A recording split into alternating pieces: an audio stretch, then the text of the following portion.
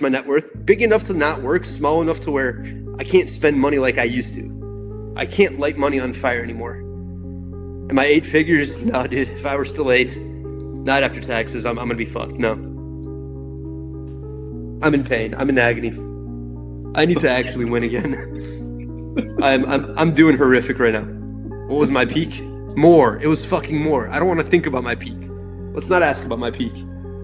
I could have just stopped trading at my peak. I literally could have just, I don't know, sailed off into the sunset, done whatever. But if you make money as a degenerate at your peak, you will still be a degenerate.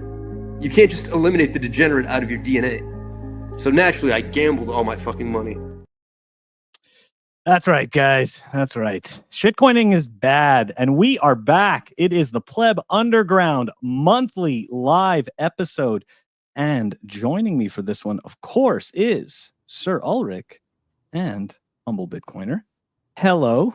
How's everybody doing tonight? Fabulous. Happy May.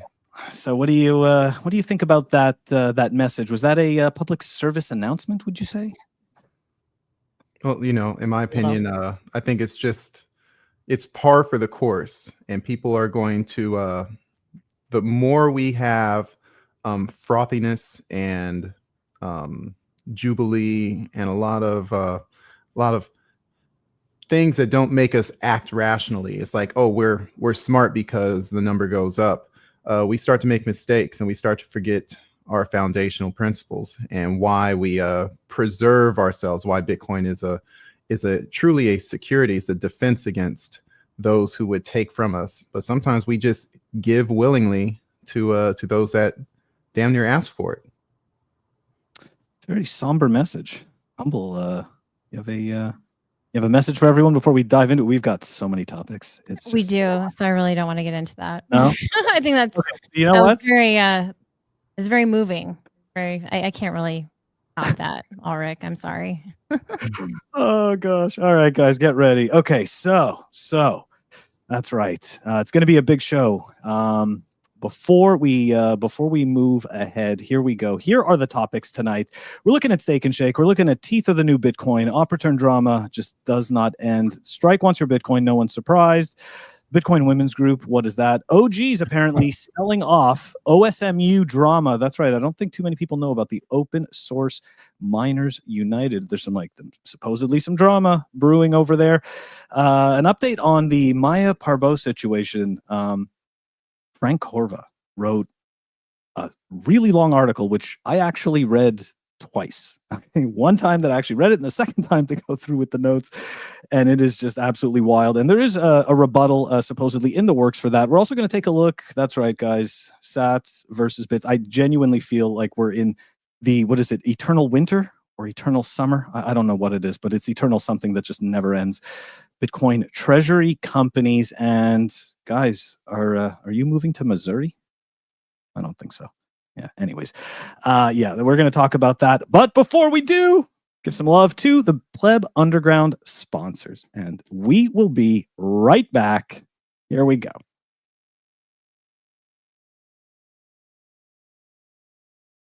Head on over to Archimedes Emporium. They make absolutely beautiful Bitcoin branded products. They just dropped their first one. It is the solid aluminum Bitcoin clock. I had to get my hands on it so that I could show it to you guys. Take a look. Really, really nice piece. Beautiful craftsmanship. Head on over to archamp.co. The link is going to be in the show notes.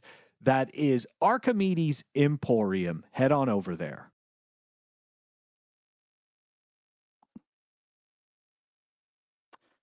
All right. We are back. Okay, so, what do we want to start with? Do we want to just dive right into it and maybe start off with some positive news, right? Because a lot of times we're critics, right? I'd say, well, maybe some of us more than others. I don't know. Sometimes I'm a little too critical. Yeah, well, Ulric too. I actually was surprised at how critical Ulric can be. I thought I was bad, and then I heard him for certain things. I'm like, damn. Yeah. I gotta step it up. Fire and brimstone, man. Yeah, no, but I like that. I appreciate it. It makes me think. So I guess maybe let's start off with some good news, right? Stake and Shake. kind of interesting what happened, right? With Steak and Shake, because all of a sudden, right, we start seeing them on Twitter, and we start seeing posts about how they tallow fries, and some type of hinting to Bitcoin, liking Bitcoin, or just understanding that, hey, Bitcoin's here and maybe we need to get into this. It's really strange. I feel like we haven't had an official spokesman come out from Steak and Shake talk about Bitcoin, right? So yeah, obviously. Well, we have the profile on X that's talking about Bitcoin, right? Yeah. Where's the How they're face? accepting it. We need the face, right? We need this. Yeah, person yeah. to come and That's speak. what we think we need, right? I think it's kinda, more refreshing, right? We need Who's an idol. Where's the new idol? We need to Right? idolize this person. Who's our new king? Who's our new Yeah. king? And it's like, hey, we accept Bitcoin. Come through. No face, no person that's like, hey, we're now the king of Bitcoin fast food. It's just, hey, come and buy healthier fast food with some healthier money. How about that? They learned something from Wizard of Oz, I guess, right? They just have to stand behind the curtain. There's no face needed. I'd like an action figure. So the central bankers. Oh, there you go. Yeah, exactly. Right. Isn't that what the Wizard of Oz was alluding to? Interestingly enough, I heard that it wasn't even that. It had to do with like the 5 industries, and essentially that's what the 5 people that I was about to say Alice, Dorothy. that Dorothy bumps into. Yeah, like especially they symbolize the 5 industries and stuff like that. Anyways, I don't know. There's so many different conspiracy theories. All I know is they all sound good. I like them all. I'll just say, okay, why not? All right, but here, let's take a quick look of this little video here. I don't know if we need the sound. I don't really care about that, but there you go, guys. Somebody, you know what's interesting though, right? While we're watching this, you'll notice how fast this is. The shitcoiners, it was kind of funny because I saw one post, right, from some guy who's like, it's so slow, your food's going to be cold. It's like, actually, it's not. And by the way, they're using Zeus, right? That's Zeus LN. That lightning fast. Yep, that's right. So no, yeah, it's super fast. I mean, did you guys partake? I don't see you guys partaking in that. No, I did because they don't have Steak and Shake in California. I've never even heard of it before this. Yeah, you're right. I think it's Midwest down south. It's kind of like central. Yeah, I mean, we did. We drove like, I don't know, 40 minutes to go do it. My husband was going to make po' boys. And then I was like, hey, look at this. David Bailey's going to like pay for our dinner if we go. And we're like the first one posting at like 5 p.m. So I was like, let's do this. And we did it. But I mean, honestly, I haven't been to one in a little while because most of them have closed down around us. But it was a good experience. I would say it would be more exciting if more people were Bitcoiners in my area, but it was completely dead. There was like 2 other people that were there when we got there. And then they had Bitcoin balloons. I mean, they were making an effort. But I know we're not here to talk about that. We're talking about how fast it was. That transaction was super fast. It really was. So it's impressive. Nice. It's also kind of funny, right? Because we've got companies like Block, right, and Jack Dorsey, right? Everybody, especially not everybody, but a lot of Bitcoiners, cheer on Jack Dorsey. And it's interesting that Block or Strike or any of that stuff, like they haven't they haven't really incorporated Lightning in a major way. They have pay terminals, right? Like they have a whole entire payment network. They could have easily rolled out some form of Lightning, and yet who do we see? This fast food company, right, that just comes out of left field is like, yeah, we're just gonna get Lightning payments to work. Like I'm obviously happy, right? Obviously, I'm not sitting here going like, oh yeah, screw that. I wish it was somebody else that got it to work. No, but I'm kind of calling out that companies like Block just kind of shit the bed on that one. Sorry. From what you said, they're just using Zeus Lightning, right? Oh no, that was the wallet that the guy was using. I just wanted to point out. Okay. Yeah, that's what you were seeing. Yeah.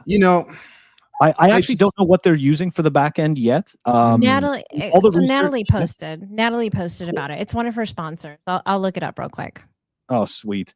Yeah, because if you grok it, it just says they're using Lightning payments. It's like, thanks. Thanks. Yeah, I mean, and you know, it's I believe I don't know if you forgot when you mentioned this to me when we were talking about this before the show, but I think Alex Gladstein said something about, you really think that, you know, the government or the consumers are going to go tracking down all their individual payments to this fast food chain? And it lends itself to the idea that laws follow culture or the habits of the economy, that you can't enforce anti-gravity, because, you know, gravity is constant in our existence. So if everyone's just using Bitcoin to buy a hamburger, you know, there goes that idea where it's like they can pick on a small a small segment of the population for capital gains. Hey, we're going to violate you because you're that little tiny group that's doing something that we can easily control. But if it's persistent and it manifests throughout the economy where it's too large to police, then you essentially win, which is why Bitcoin has to be money. If it's not money, we don't win. And when I mean money money for the poor, is essentially not for the rich people and their capital assets. It's one thing that's obviously a good thing, but if it's not for the regulars, then it can essentially be aggressed upon, and we don't want that. And so, but people aren't listening this cycle. Maybe next cycle. I mean, did anybody really think that somebody was going to be paying capital gains on all of these transactions? I mean, in all honesty, I remember when I first came to Bitcoin, and people were like, you know, every time you transact in Bitcoin, you're gonna have to report that. Okay, good luck with that. I mean, I'm sorry, but like, it's not happening. No one has actually done it. And in all fairness, all that happens is the government creates moats around this stuff, right? Like, they're not looking like, how could I say this? Like, the government isn't actually looking to put every single person into a prison, right? Like, they're not looking to sit there and turn all of their citizens into, you know, inmates, right? So at the end of the day, if they see that people are using this and using it regularly,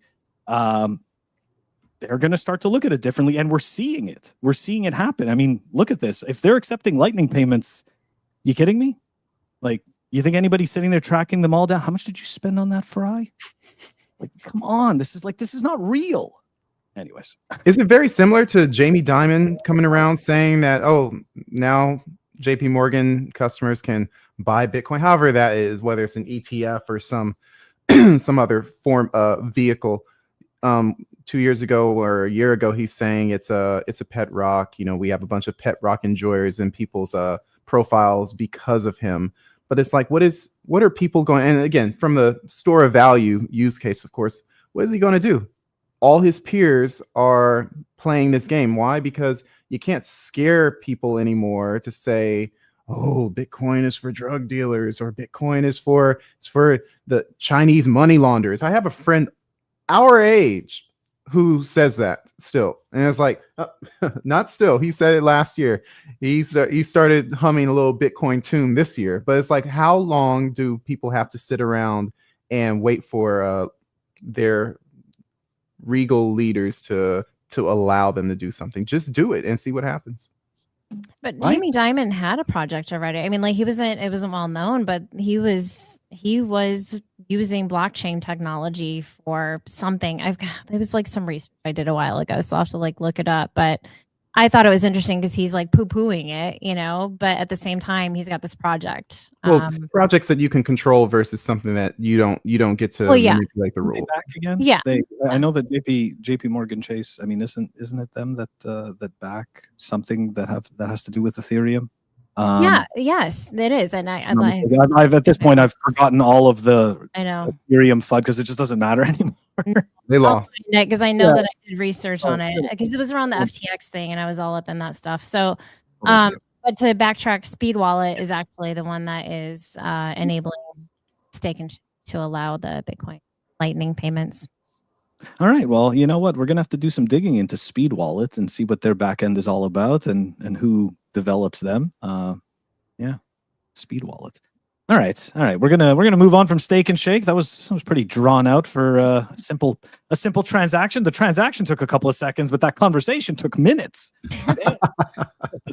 Anyways, I see. You can see it's just I'm getting old. That's like an old person. Aw, really? We're happening, aging? yeah. Oh We're aging. man, that's Getting crazy. old. But Okay, not one thing on that though. Like, what came Huh? first, the tallow fries or Bitcoin? The interest. I mean, did it? Because that's interesting, isn't That's it? a If you good think about it, because What do you like, yeah. Well, in all fairness, I noticed them Steak and Shake because they mentioned the tallow fries. Yeah, exactly. Right? And then, Yeah. but then it turns out that's a good point. All right. Because they maybe drew somebody does some Bitcoiners research. in, didn't they? Oh, damn it. Tallow. They're doing tallow. What? You know? See what they're doing? It's not our birthdays. Nobody's birthday. It's not my birthday. Okay. All right. Moving on from Stack and Shack. We are going to go to, all right. So I feel like we're back in 2017, right? Okay. I know it's Steak and Shake. It's just a stupid way to pronounce it, but I wasn't going to go there. right? 2017, and the reason why I say that is because this Financial Times thing was pretty hilarious. A lot of us had a lot of fun with this on Twitter, and for the people who didn't see it, we're gonna get to enjoy it right now. So here we go, and that's the wrong screen. That's for another story. Try that again. Here we go. Bitcoin maxis like Jeff and Michael Saylor believe in the value embedded in Bitcoin because of its scarcity. I still don't get this. My teeth are pretty scarce and pretty useful, but they're not worth billions of bucks. Still, for the believers, there's just no plausible way for Bitcoin to crash.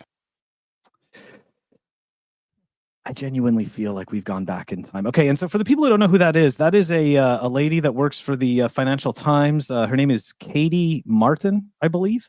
No, it's Pat. It's Pat. Pat? Yeah, Pat. Oh my gosh. Yeah. Do you see it? You see it. I didn't freeze. I saw. That's insane. Yeah. I didn't realize that. It's Pat. It's totally Pat. Oh god. I think Ulric is too young to know what we're talking about. Pat. Yeah. So Saturday Night Live. Once upon a time, okay, when things were allowed to be funny, things were allowed to be controversial. People would laugh, even though I know this sounds crazy. People would laugh, even though they were offended. It's nuts, wild, like everybody laughing. And there was a character, right? See, ACP knows Saturday Night Live. Pat. Yes, Yeah, it is. Pat. What's that? It's Pat. Great call, Humble. So, anyways, Pat was this character that they created that you weren't sure what Pat was. That's why Pat's Pat, and like Pat would go on a picture. Can you find a picture real quick? Like you got to pull it up. I don't know how easy it is. One of you guys has to pull it up because I'm not joking you. I have like 8 He has a lot. Yeah. Here. Try to find 1,000. it. I'll find it. Like, if I open one other thing, everything's gonna fall apart. I'm even surprised my internet's lasting this time, but now I'm knocking on wood. All right. Pat Alden. Who's Pat Alden? Who is that? Supposed to know who that is? No. I don't know who that is. No, do you know what he's doing? Oh gosh. So it's a mix of this Pat O'Neill character and a certain financial engineer. Yeah. All right.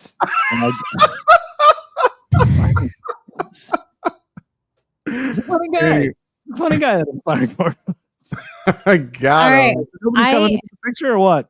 I sent you the link. Okay, so To me? I sent it in the private chat, so maybe Ulric can share it. I haven't okay. I don't know if I can because I don't. I'll try. But Okay.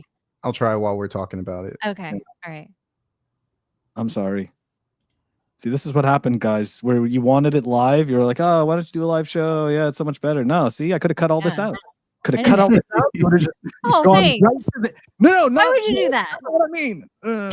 Undo. Because I'm a woman, isn't it? That's Undo. why. No, I'm doing more. Fine. I'll sign off. No. Oh God. Oh man. I know. We're not frozen. We're just trying to pull up the link. There you go. You There see you go. it, How's Ulric? that one?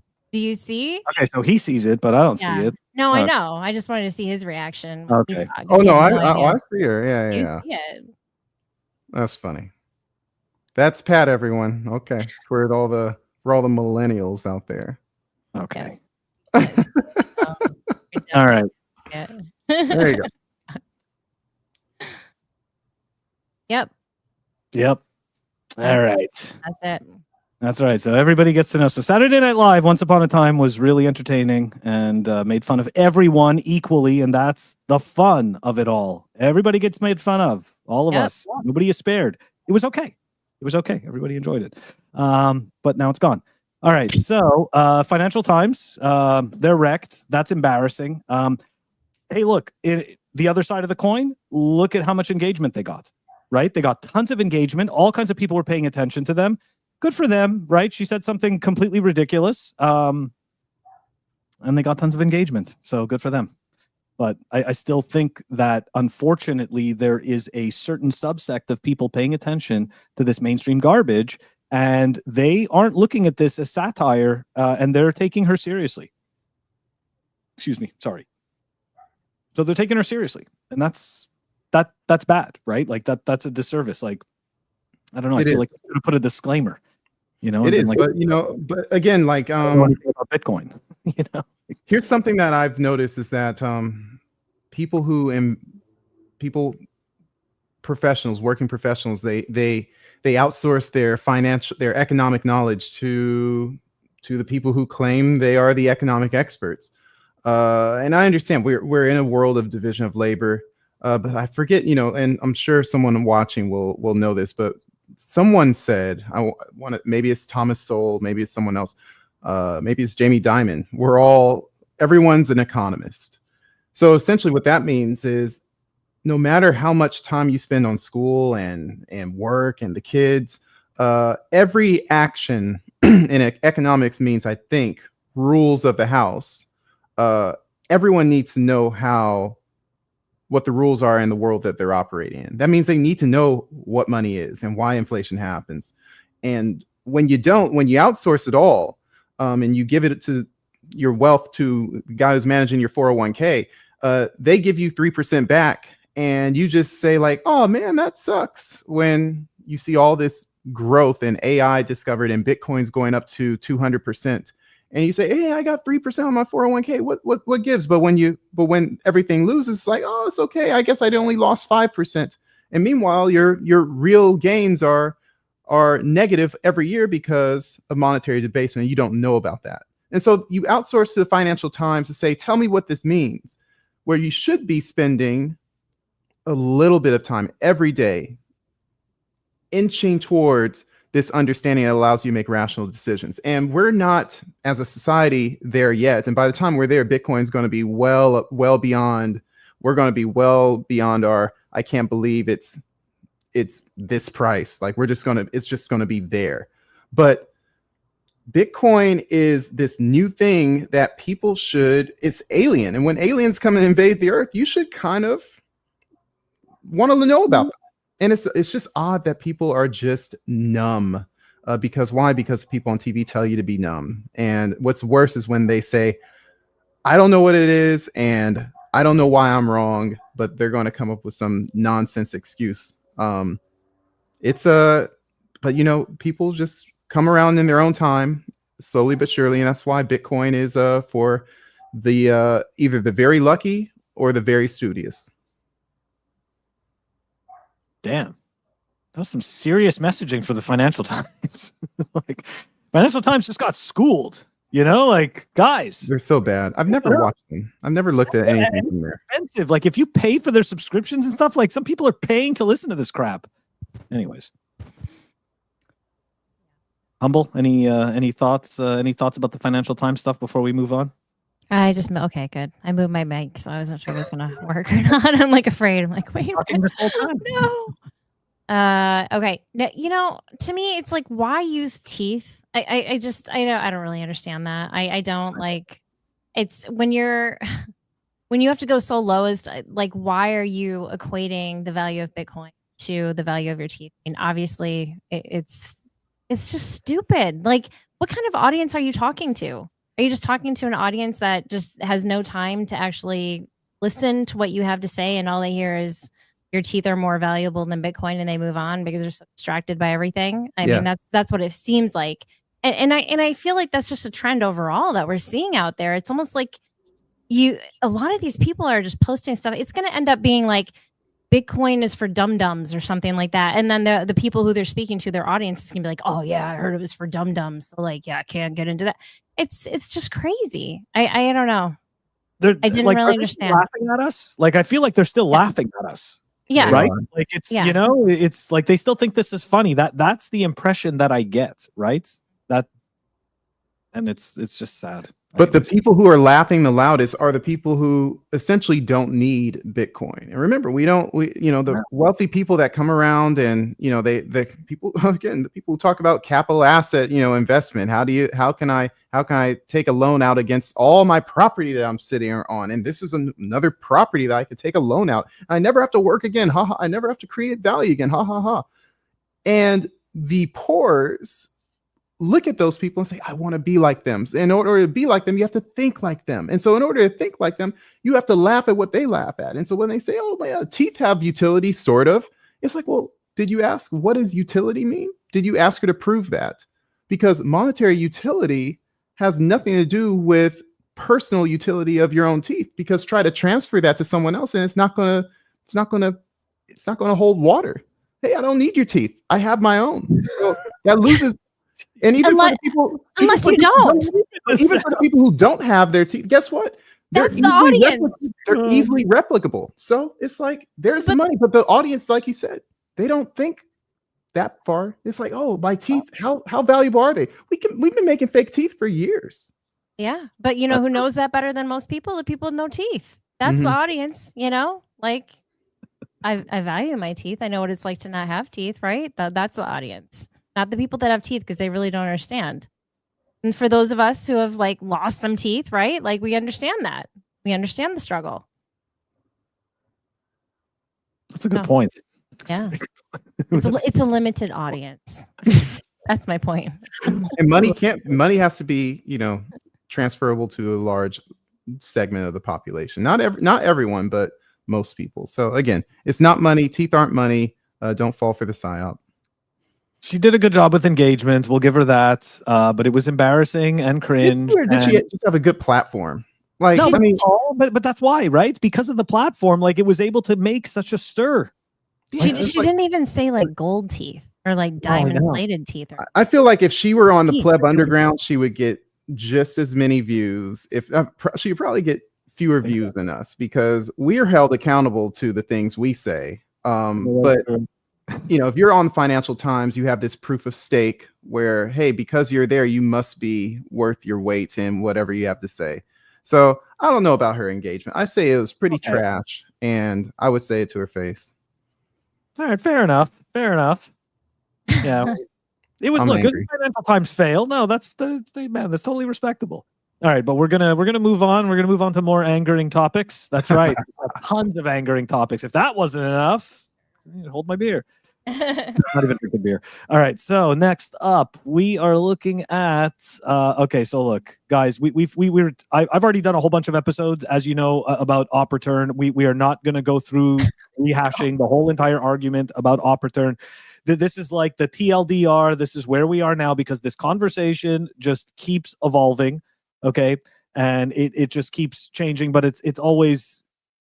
But it's always the same thing, okay? It's always the same thing. And Fractal Encrypt, fellow Bitcoiner, I think has been doing a good job, guys. This is obviously in the show notes, so if you want to go and check out his thread, he has been adding to it, keeping it up to date as well. We also got in the show notes a link to, if you want to sign up to the dev mailing list. That's right. If you want to just not listen to any of Twitter people's noise and just listen to the actual mailing list noise, you can do that too. That's going to be in the show notes. Okay. Anyways, so where we are at, okay?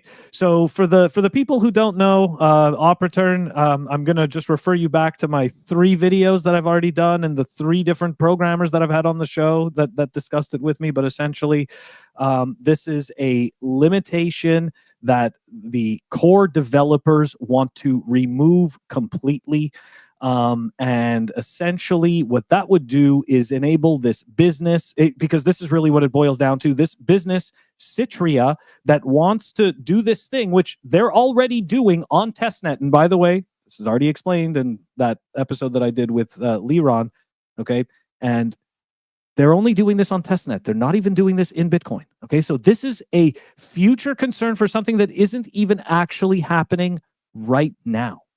Okay, and essentially, it seems as though Core is going and removing this return, right? This limit in order to facilitate this business. That's really what it boils down to, at least in my eyes. And guys, keep in mind, I am not a knots.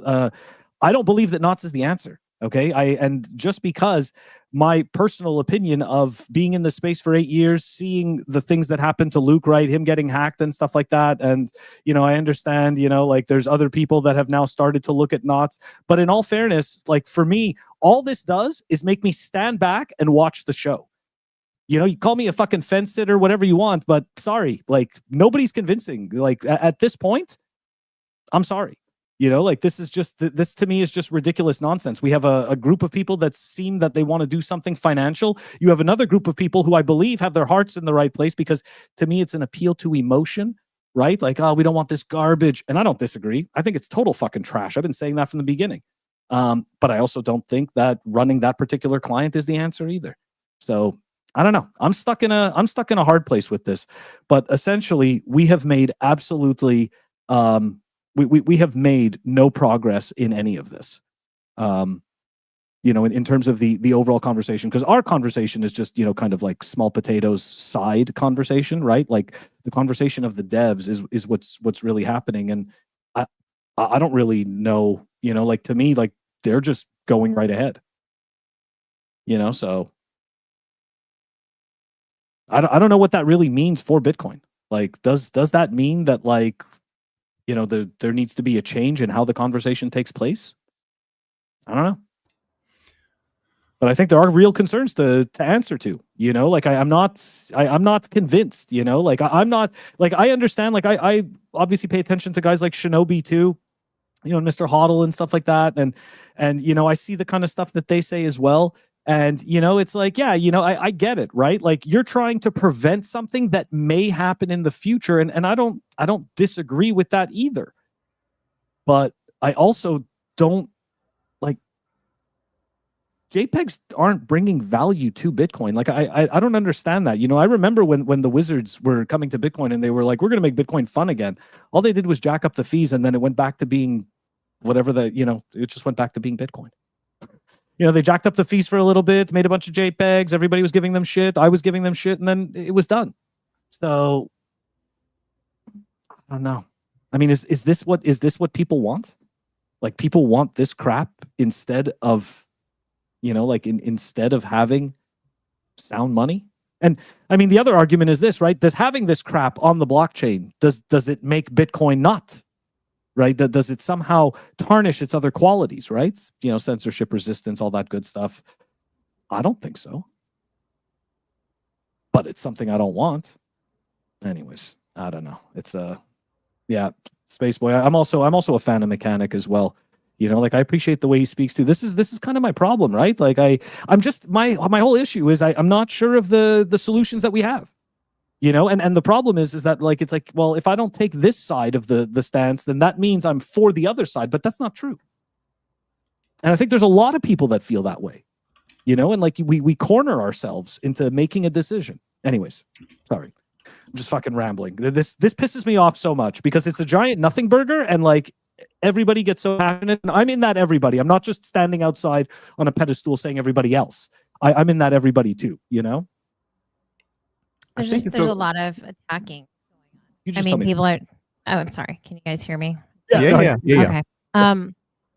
There's like a lot of sides of people that you kind of knew, like, okay, you've seen them act a certain way in the past, and now it's just like, wow, like you said that, you went there, like that's, and I know that has kind of nothing to do with what we're actually talking about, but to me, when I see that, it's like I wish I didn't see all of that happening. But at the same time, this is the nature of decentralization, right? You've got all these people with all these opinions, everything's out in the open.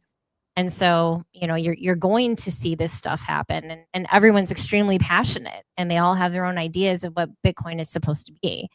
So it's difficult, you know, like being class of 2021, like watching this stuff. And of course I was there for you know, the block wars. So this is new. It's ugly. It's really ugly. And I like it because people are completely honest with each other. But you know, then you're just kind of like you said, you're not gonna like I can't, I don't know. Like I'm just watching and what everyone's saying and what I agree with, what I don't. But a very limited, it's always going to be limited because I just don't have that technical acumen, you know? Now I'm cutting out. No, you're fine. You're good. You're good. Headphones? I don't know. Okay, now you're cutting out. Oh, okay. See there. I told you. Damn cat. All right. So sorry, my cat messed with my cord for those of you who didn't watch the last episode. So I have to be very gentle. You know, I would say that here's a funny thing about my readings, reading the summaries, especially of the of Antoine Poinsot, who I think was the one who provided the proposal, is that with op return gone, it will consolidate essentially the extra data, the spam, if you will. And I don't even want to call it spam. Let's just call it extra data to the same place that larger data would be found. It also removes the possibility of using fake public keys to send Bitcoin to essentially addresses that can't be accessed, which is equivalent to coin burning. And so I kind of like those points of focus that aren't really brought up. Mostly the topic of outrage is you're making it so that people can't filter spam. But there are some other things that he was intending to do with this change of code. So me as a very high level engineer, I'm an architect. I don't code. I set the parameters or the borders for the rules essentially for the coder to go code in the slow methodological way we do in my industry. If you want to know what my industry is, you can always look me up on LinkedIn. It's not needed for this show, but I would say that he has a point. And is his, whatever the detriments or the negatives are for this code change, is it enough to go run a new, I guess, a new set of software on your node? Is enough to say that's it, I'm no longer on core, I'm going to knots? What's the reason for the bulk of the node community to shift over to knots? Is this something that is that critical to make that move? And you have to remember, like, most people aren't continually engaged with their node. A lot of people just use it to verify their own transactions. How often do they update? As often as they move things from their cold storage, which could be, you know, infrequently as once every few months, twice a year, even, depending on how often you're using it. So long story short, I just don't believe that this is the block wars. I don't believe that we're going to be facing off in some sort of fork of Bitcoin because of op return. I don't think it changes, correct me if I'm wrong, someone, but I don't think it changes consensus of what constitutes a Bitcoin transaction. So, you know, I just think that this is, like you say, Phil, generally a nothing burger. And I've heard the people you brought on the channel, and it's so funny, you know, shout out to, again, this channel, Pleb Underground, because we're willing to talk about the really tough things, the really complex things. We're not here to shill you some politician that signed a law to buy Tether. You know, we're talking about the things that really make and form Bitcoin for the next 100 years. And this is something that most people probably don't care for right now because they're only living for the next 10 to 50 years to 70 years. But guess what? We are here for our low time preference, and Phil is bringing on these guests that talk about things that actually do matter, which is the code, because the code is the rules that we are all bound to. So long-winded, but I will say that I'm not changing from core. I'm also not updating my core anytime real soon because I don't have to access my Bitcoin anytime in the near future. So a lot of people are passive node users, and this is enraging a lot of a very small segment of the population. And I don't think most people who are using Bitcoin, even as committed as a node user, are going to feel the impacts. Nothing burger from me. I just want to finish this by saying, why do we have to give a shit what Citria wants?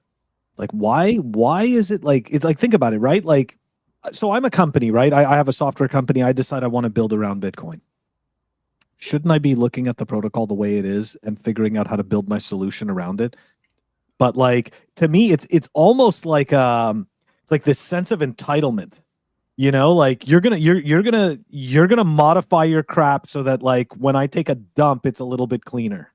And I know that it's totally like just a really raw metaphor for that, but to me, like it's kind of what they're saying, like, and for some reason, like we're made to care about this. Also, we have to think about what democracy is, and there's another thing. It's like Bitcoin's not a democracy, and it's a new form of governance that we're trying to discover. What is it? Meritocracy? Is it I'm here first, and I have, and the small group of people that are working together kind of decide the rules, and we'll listen to you, but we can also say GFY. There's a weird. It's an opt-in economy. It's an opt-in governance. And we're living that out right now. A lot of people have a lot of opinions, but it may not matter. Yep. And that post right there, why do we care? Maybe it's is it because of a very loud and respected and respectable minority? That's exactly. Well, yeah. I mean, that's what I was just glad that Inspiring Farm said that, because I'm wondering, like, if Mechanic hadn't been booted from the chat, would we be hearing about that, right? Because he was making his ways on all the chats after that happened. Different podcasts. He was a Guy Swan, just letting everyone know about it, and we all heard about it. We're all very aware. We're paying attention. So yeah, it's a very good point. Very good point, right? Sometimes it's like, maybe we should have just listened to him. Yeah, it's like maybe that's, maybe it gives them an opportunity to reflect on, their process or something like that. Maybe it's a different conversation that they need to have, right? Like the fact that this particular PR was submitted 2 years before and nobody cared. And then all of a sudden it's resubmitted and it blows up and makes all kinds of noise. Anyways, I remember when it was submitted too, but it's like kind of weird. Like op return, I've heard this before. So, anyways, continue. It's okay. Yeah, we're done. It was like shoved under the rug, though. Like as soon as you heard about it, it was like boop. Okay, so yeah, it's okay. We're done with the op return. We're gonna let the drama's gonna continue.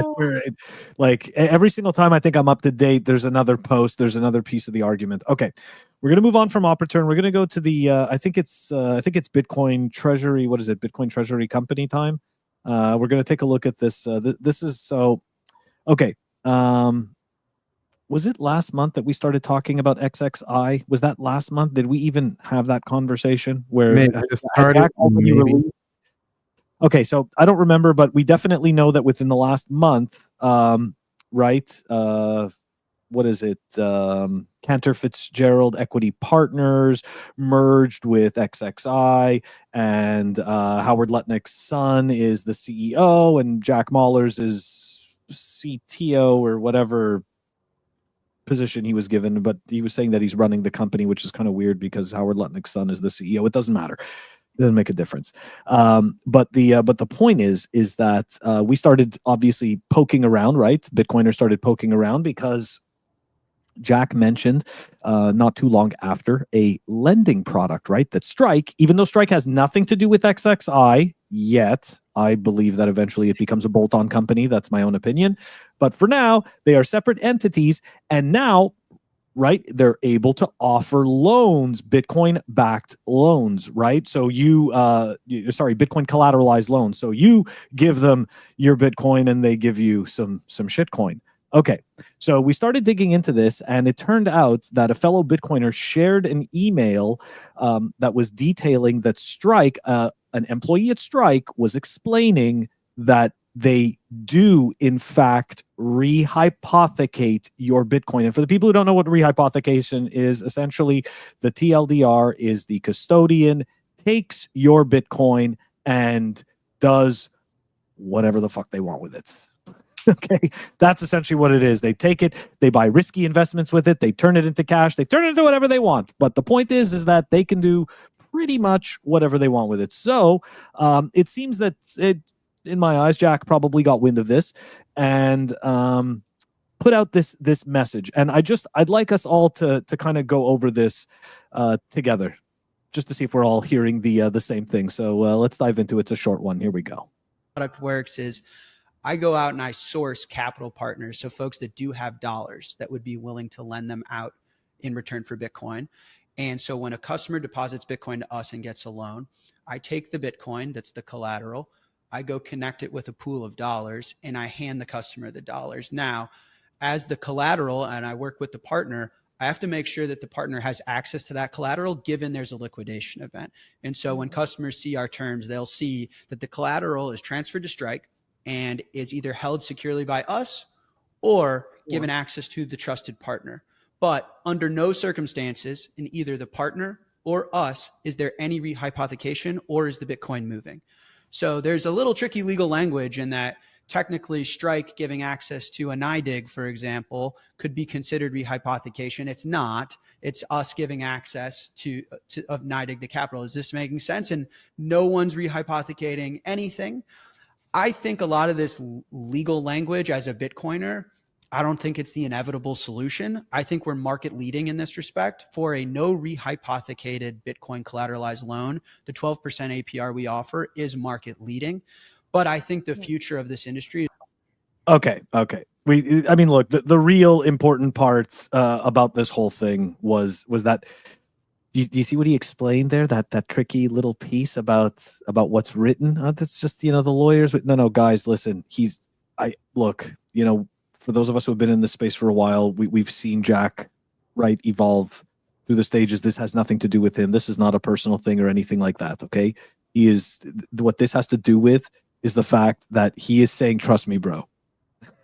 That's all it is. It's just trust me, bro. And those businesses, they don't care what he tells the public.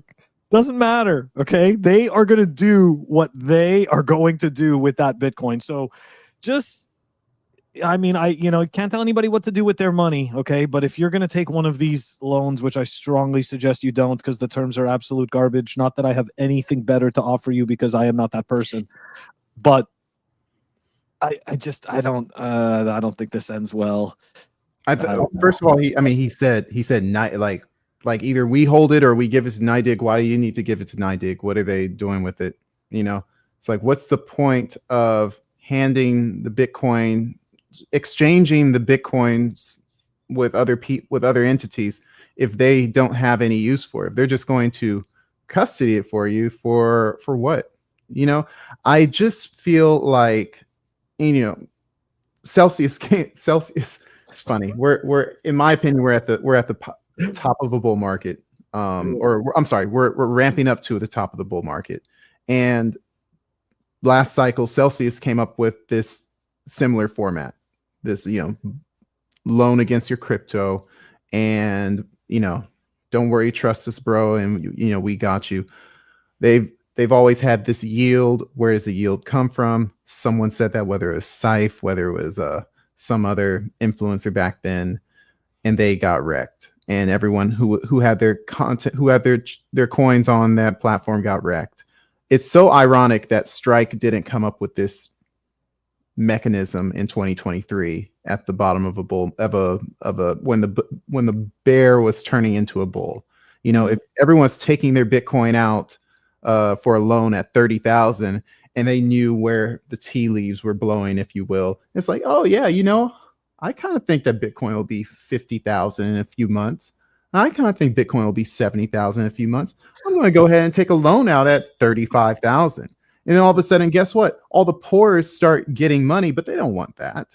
They want access to the poor's Bitcoin for pennies on the dollar. So when all these poor people start getting frothy and glistening in their eyes, and Bitcoin's at 150, 200, 300,000, whatever, it's like, oh yeah, loan against my Bitcoin, bam. Market tanks, Bitcoin goes down to 200,000. You're liquidated. Thanks a lot for your cheap Bitcoin, poor. And that's what you are using this platform. Now, guess what? They have a monopoly. There aren't too many people. The last entity that offered this type of vehicle, that guy's going to prison. And we don't have, and the other one, Voyager or something, that shit sailed as well. And so it's like, wait, 5 years from now, 10 years from now, Bitcoin may be a little more stable. Maybe people have been around a few cycles, and you'll know where things are doing. You'll be able to make a more wise choice. Things will just be a little more stable. You don't want to get liquidated, in my opinion. You don't need to be. You don't need to be financial advice. It's just ironic that these tools are coming out in the heat of a bull market. It's funny that all these Bitcoin treasury companies coming out in the heat of a bull market. Everyone gets excited, buy at the top, you're their exit liquidity. How many times do we have to go through this until all the poors don't have any Bitcoin, I guess? It's a very, I mean, in all fairness, I think you hit the nail on the head. And there's such a horrible track record of any company offering Bitcoin-backed loans. I understand that there are companies that have been able to do it for a certain amount of time, but those companies that are doing it successfully without blowing up are the ones that are not rehypothecating your Bitcoin. They're just not. And in all fairness, they aren't making as much money as the ones that are. But of course, there's a price to be paid. So, yeah, sorry, that language, I'm not buying that language. It's real cool. The strike, because, they show all the terms and conditions for if you wanted to make a loan before you pull the trigger. I mean, in order to not get liquidated at any, like if you wanted the, I think you have to over collateralize like 4-to-1 to get yourself to a point where you're liquidating at 30,000. And it's like to get like the Michael Saylor terms, we all know it's like, oh, Michael Saylor won't get liquidated until 30,000. Well, in order for you to do that, you have to put up 4 Bitcoin to get about the equivalent of 25% of that worth. If you have 4 Bitcoin, what do you need at $400,000? What do you need $100,000 for? I mean, look at this right here. This tool is clearly structured for people who are very, very, very well off. It's just not for regular working people. It's not for people who have a little bit of Bitcoin. This is made for the wealthy, and it's made for Cantor Fitzgerald, Strike, Jack Mallers, and his parents to take poor, unsuspecting Bitcoin from people who don't know the way these markets work. And guess what? These people have enough money to trigger bear markets. Cantor Fitzgerald, and who's the CEO's dad, and who does he work for? I mean, we saw what happened with the Trump tariffs. Like everything catastrophic. It was a panic, and all that they're 1 degree away from turning Bitcoin into pixie dust. And you want to go put your money, your Bitcoin on their platform. I'm sorry, dude. Like, I can't wait for it to happen. I can't. And by the way, I'm a Strike user. I've been using Strike since day one. Yeah, same here. It's simple, but guess what? It's starting to get complicated. Oh, I'm definitely not taking a loan with them. Go ahead, Nope. Humble. Didn't he come out with a message after that?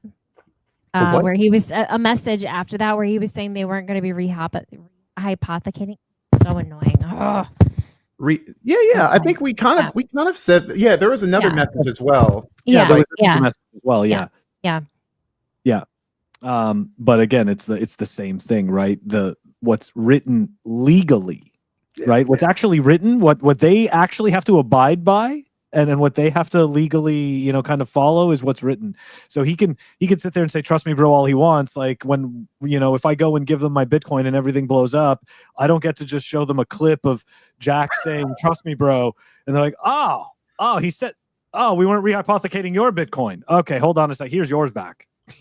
I mean, people were saying that to Alex. Where's the yield come from? Where's the yield? And that was a year before it blew up. So guess what? He somehow was able to talk himself out of whatever criticism that these Bitcoin influencers had. And they were right, of course. And he was nefarious.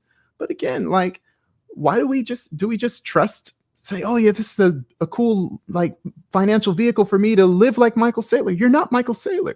You people aren't. If you're watching this, you're not Michael Saylor. So, proceed with caution. He might be watching. No, watching, going like David Bailey was watching, I guess. So, right, exactly. We know that we know because. And I think it's a good opportunity. I had a video that was released recently about the conference, and I was talking about how my experience and how things I thought I knew. And I got a message from David, and he said, "Hey, man, that was erroneous. That was wrong." And I'm like, "Oh man, I'm sorry. I thought I got my information from a trusted person with knowledge of the revenue that was brought in 2023." So I had some wrong numbers. They were not instead of 25 million I claimed, they only received 15 million. And most of that, if not all of it, was from alleged Bitcoin companies. So he said, again, if people want to see the sponsors that actually were there in 2023, they're all on the 2023 Bitcoin conference website, if it's still up. I haven't bothered to check that to cross-reference what he said in a text message, but I apologize for providing information that wasn't thoroughly investigated. But yet still, that doesn't mean that the conference is like, all dandelions and lilies. I gave him directly my concerns with how the conference was going, and he took them with objectivity and understanding. So it was a nice exchange, and I apologize to the CEO of Bitcoin Magazine. It was kind of interesting to receive that DM. I'm like, whoa, didn't expect that one. But you never know who's watching. That's the moral of the story. That's right. That's exactly right. Speaking of the conference, Humble, you gonna be going this year? Yes, I am going. So you'll be the secret Pleb Underground representative at the conference. Oh yeah. I need to see if I can get a media pass or something. Get some Sorry? behind the scenes. I said I need to see if I can get like a media pass. Just tell them media pass. Just tell them you're with Pleb Underground, and they'll know. Yeah, that's gonna be the secret. Yeah, you'd be like, they're gonna roll out the red carpet like for me, 30. the orange carpet for me on that one. Yeah, like you're with. Okay, yeah. I think my biggest concern with the conference was that it was segregated. It was people were incentivized to stay in the main stage because it was hard to get in there. And once you're in there with all the TSA, because of the politicians and the bigwigs, the conference floor was essentially dead. And that's where I felt like that's where the magic happened multiple years before, running into people that that's funny.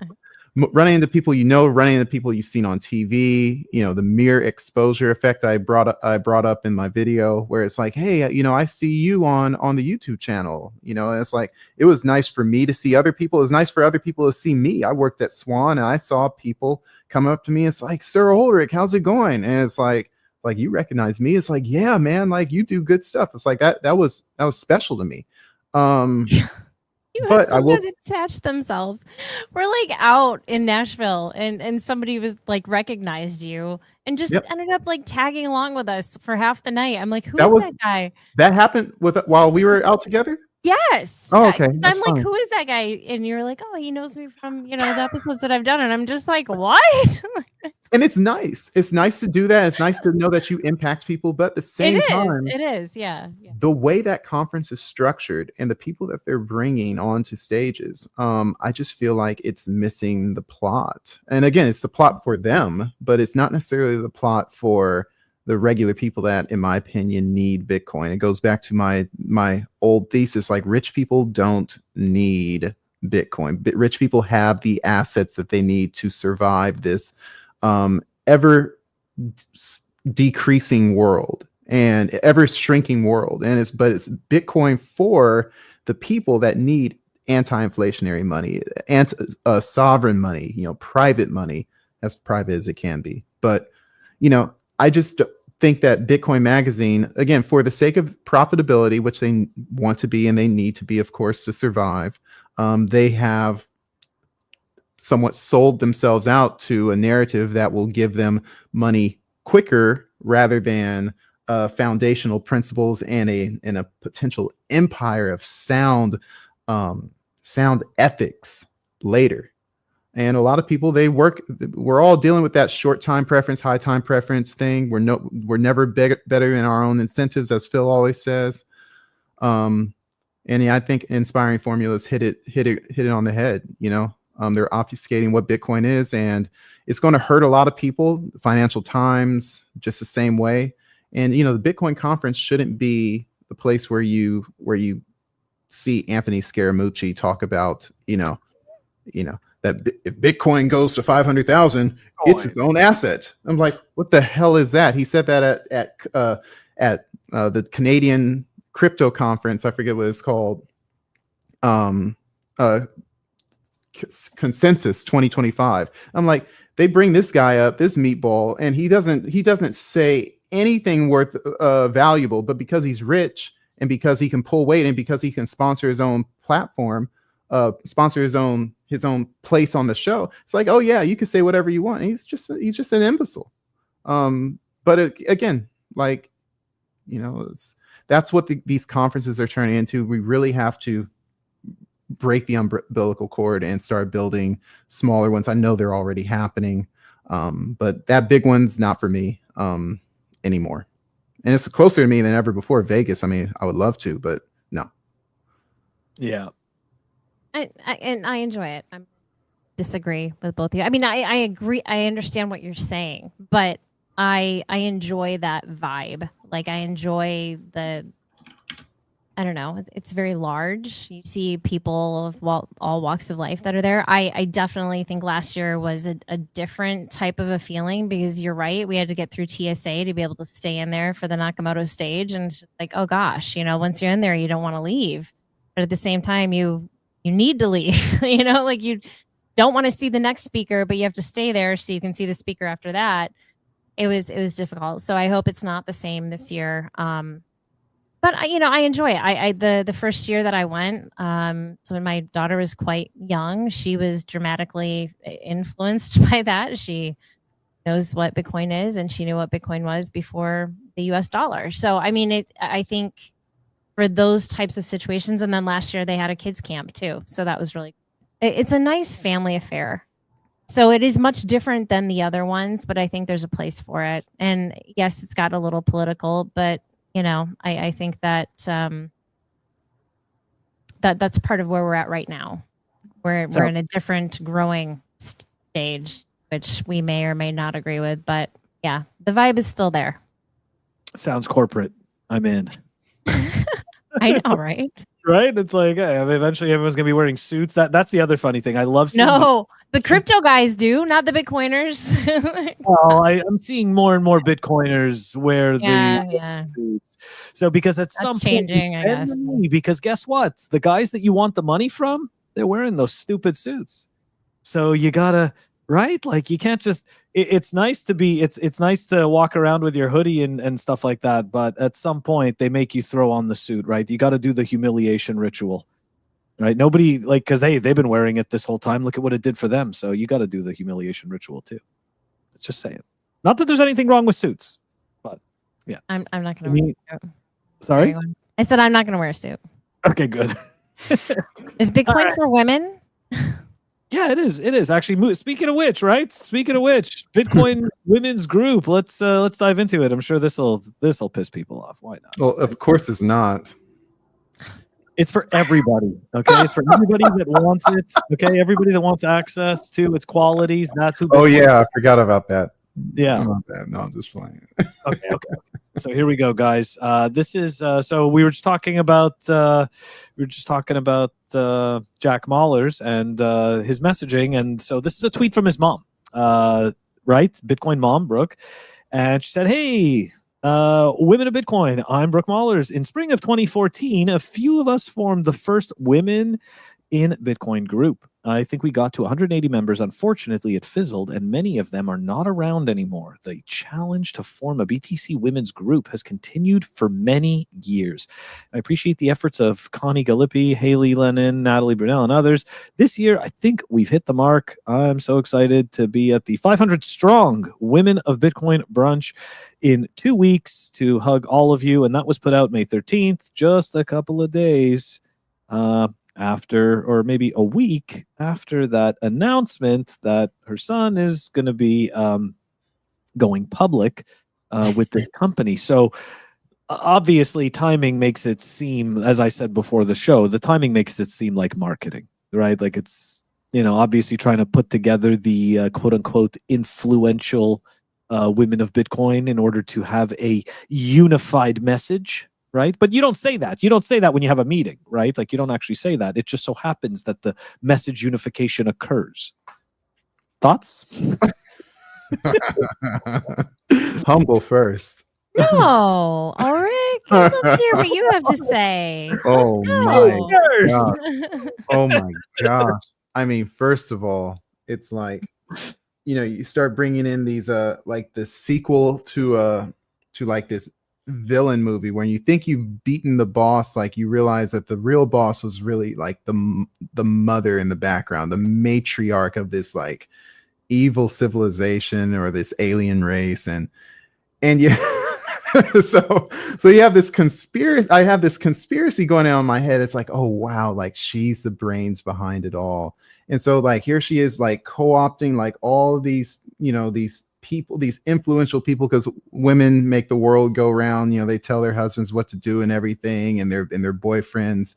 And so it's like this great scam to corral all this money and all this influence to throw it to 21st Capital and Strike.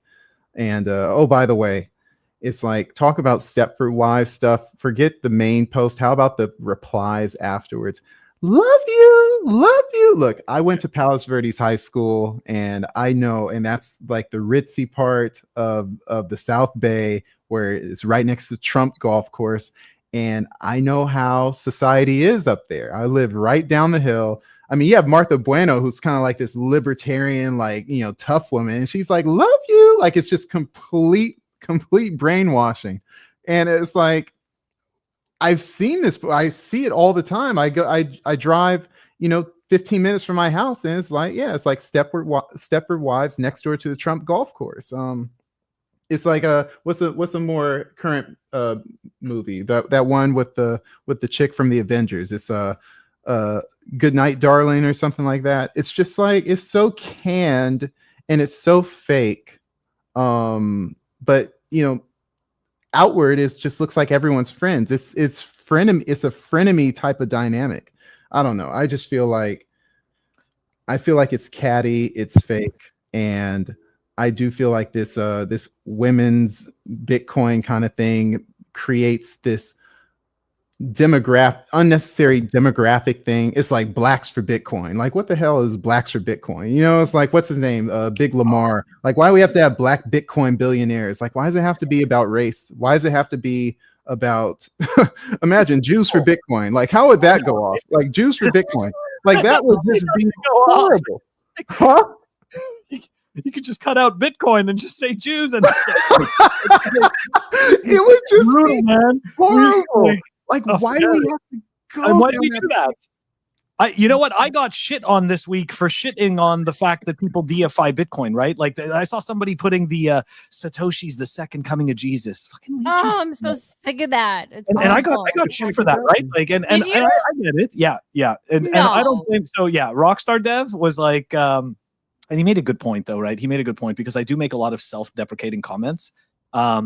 Now, I mean, of course, right? Like that could have to do with like the multitude of issues that I have. But like at the end of the day, right? Like the reality is that for me, the whole deification problem is what it brings, right? What it creates in a person, right? Because all of a sudden, like what ends up happening is that people believe the stories that they tell themselves about this person that they're idolizing. Right? Like they're not actually idolizing, let's say, the person, or they're not really like actually like, hey, how do I develop those particular traits in myself? Like that's not what's happening. What's happening is a bunch of like statue creation. And this is what people do, right? People create stone idols. And golden calf, right? Exodus. Right? And it's so cringe. You know, and it's like, why can't Bitcoin just be this amazing tool that you understand is, okay, fine. If you want to make it philosophical, you could say it's a part of God, the same way that every single thing in the material existence is a part of God. There you go. There you go. You get to have your cake and eat it too. Okay. Yeah. It's part of God and it's Bitcoin. But no, like people need to, you got to go suck that off of Jesus. You know, it's like, imagine if somebody said that Bitcoin was the second coming of Muhammad, right? Like fucking, they would not. Like it would never, heads would be rolling. So this is my point, is that like we have this stupid, and this is humans, right? This is all of us. Like we do this shit and it's weird. It's fucking weird. Like anyways. Yeah. Well, we have to bend our knee to something. We can't be objective. We can't be stoic in the face of something new. We have to get excitable. And that's why, for instance, Michael Saylor turns into a deity-like figure. We platform. Oh, our hero, Russell Brand. He shows up to a Bitcoin conference with his crossed legs, and he doesn't know jack shit about Bitcoin. The comedians. How many different comedians do we have to have? First we had the one with the shoulders, the big buff one. Now we have this other one doing his like little podcast tour. How many comedians do we need? We have the Bitcoin comedian. Like we don't need like calm down. Aaron Rodgers. We don't care that Aaron Rodgers likes Bitcoin. Like Bitcoin is a tool for anyone who needs it, and it just needs to be that, and it'll be great. But we have to have our ambassador. Like this person represents me, and like yeah, it's like, and that's what these Bitcoin conferences buy into, because people are falling short to be rational, self-sovereign human beings. But again, it pays well. And so therefore women in Bitcoin, we have to fence the table and make this little boundary where it's like, this is our group. Oh, and they say that at the conference. At the brunch, they say, oh. Is this on Twitter? Yeah, that's Sir Ulric for you. I don't care. There you go. It's on I have Twitter. a job. I make good money. I don't need yours. We don't wear suits. It doesn't matter. We're not trying to impress anybody. I'm not Except on Tuesday when they don't expect it. It's like, oh, Ulric, you wore a suit. Yeah, why? Because it's Tuesday, bitch. Tuesday is meme day, by the way. Tuesday is Gene Day? Meme day. Meme day. Meme day. Oh, meme I'm day. not good at memes. All right. So Humble, was there any did you want to hear? Oh, any last I wasn't sure. I thought, you guys were just going to talk about women in Bitcoin, but then I was supposed to be a woman and shut the fuck up. Bitcoin in the Oh, forgot. But yeah, no, absolutely. Oh, yeah, right? the woman's here. God. That's right. No. It's okay. We brought up Jews, and you brought up black people, and I'm going to bring up women. Look, and look at this. Look at the minorities here. I mean, seriously. Good Lord. Everyone should be supporting us. Good. I mean, so anyways. I don't want their support. No. I support you. I don't disagree. We are not victims here. I support not you. Victims. I don't need their support or whoever is out there. No, but Humble's the voice of reason, because we're just haters. So let's let Humble be the voice of reason here, so somebody can actually get signal out of this noise. Yeah, All you right. bought a ticket, right? What? Yeah. Good, good. I mean, have some pancakes. Yeah. Why am I having pancakes? They're not going to serve pancakes at the brunch. Not a good brunch.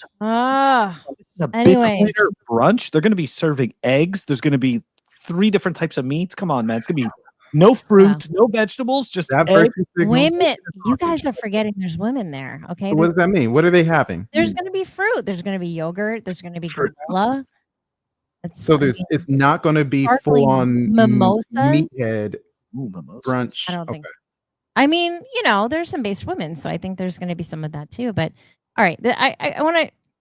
It's very. How do I say this? I've never gone to one of these brunches before because that exchange that you saw with that little group chat where I love you and that is considered small talk, right? It's like, oh, just it's probably disingenuous, but who knows? I mean, some of these people do know each other and they probably do love each other, but you have these women that will say things like this and be like, oh my God, I love you. Or, and it's like, if you don't say it back, even though it's cringy to you, if you don't say it back, it's kind of awkward. It's kind of like, yeah, okay. Thanks. Oh, I mean, what do you do? Thanks. So Or let me ask you something. yeah, you're cool.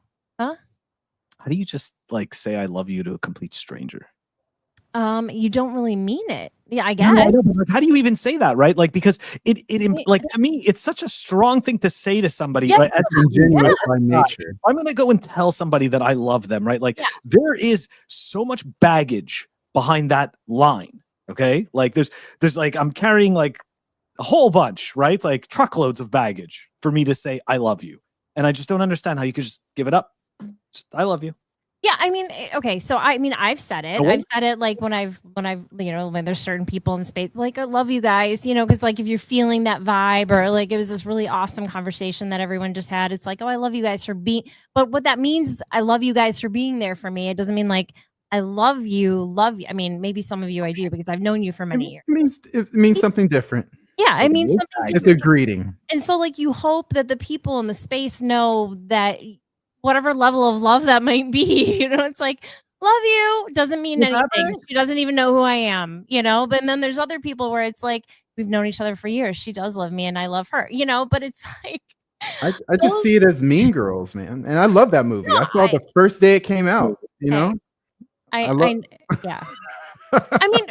but what I understand, I don't know any of these women personally, but from what I understand, they're pretty based and I don't know that they're necessarily like that. There certainly are women that are out there like that. But I don't know. Like, I don't know. It's a thing. I don't know. And everyone gets kind of like weird when it comes to it's conference time. You're going to see each other and it is emotional. So maybe they're feeling those vibes, but love means something different. Okay. Love means something different to everybody. Love is not always the same. There's many different ways to manifest love. I'm just saying that the way they're using it is generally disingenuous. And again, it's not they like the Bitcoin women, but like the Stepford Wives kind of like style of engagement. Are you just envisioning the whole "I love you"? Yeah, like that? Well, that's exactly what it is. Okay, maybe you should, but you should envision. Yeah, love you. Yeah, love you. Love you. You're cool. You're cool. Like, love you, dude. Love you, bro. Like, look at the replies there, and when you see I know. How do they? Which one is it? And I know. I'm just telling you, when somebody says "love you," it's really awkward. What are you supposed to say back? You're just supposed to like, man, do the woman role. I kid you not. You know what I've said back? I've said I appreciate you. I'm sorry. Look, I just said it before. There's so much luggage. I can't just you can't just go handing that off. Yeah. But to your point, Humble, there's a whole bunch of luggage on your end of love too, because when you were explaining what love you meant, there's a whole bunch of like in quotations, right? Like I love you really means these not so much loving you things, right? Well, it's supporting you. It's I care about you. It's not really I love you. It's this whole other stuff. Well, it's again. Yeah. So I guess Yeah. for me, it's just the difference in the baggage, right? The baggage that I'm bringing to the table, or that I believe is there, is like way more like, okay, this is, like it's more, I guess, not important, but I guess just a little bit higher up the ladder. Whereas your versions of "I love you" is like, it's just kind of like in anything. It's just an "I love you," you're my sister and I love you kind of thing, Yeah. I don't know. And I don't mean that to say it's good or bad. It's just different. And for me, I can't. Yeah, just maybe you guys shouldn't look at the women's chat. Just stay the fuck out of the women's chat. How about that? I mean, I really- Okay, just I don't tried. look at our stuff because we're gonna be different. Damn you the know? algorithm. in our face, Pumble. You keep shoving it in our faces with these tweets. I didn't do it. All right, so the women's chat. So look, I hope that you have a good time. I'm looking forward to obviously next month or whenever you actually do this thing and come back and give us some reconnaissance, see how this goes. Of course, we're going to expect you to give us feedback on this. I want to know more.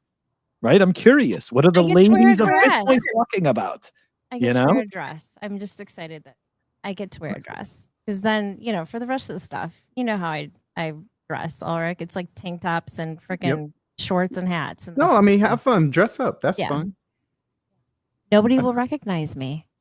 Just I mean, take pictures. Just be be real and and shake hands and network but just know thy do some Art of War stuff. Sun Tzu. I don't know, like just know thy enemy if they're your enemy. I don't know. I'm fully aware. I mean, there's a reason I haven't gone in the past, I mean, it's just because there is a lot of that small talk and there's a lot of what you're talking. I mean, there's just exchanges. There's the just high woman energy vibe. And it kind of makes me sick sometimes because it's just like, let's be real. Are you really like this? Are you like this when you're not around all these women?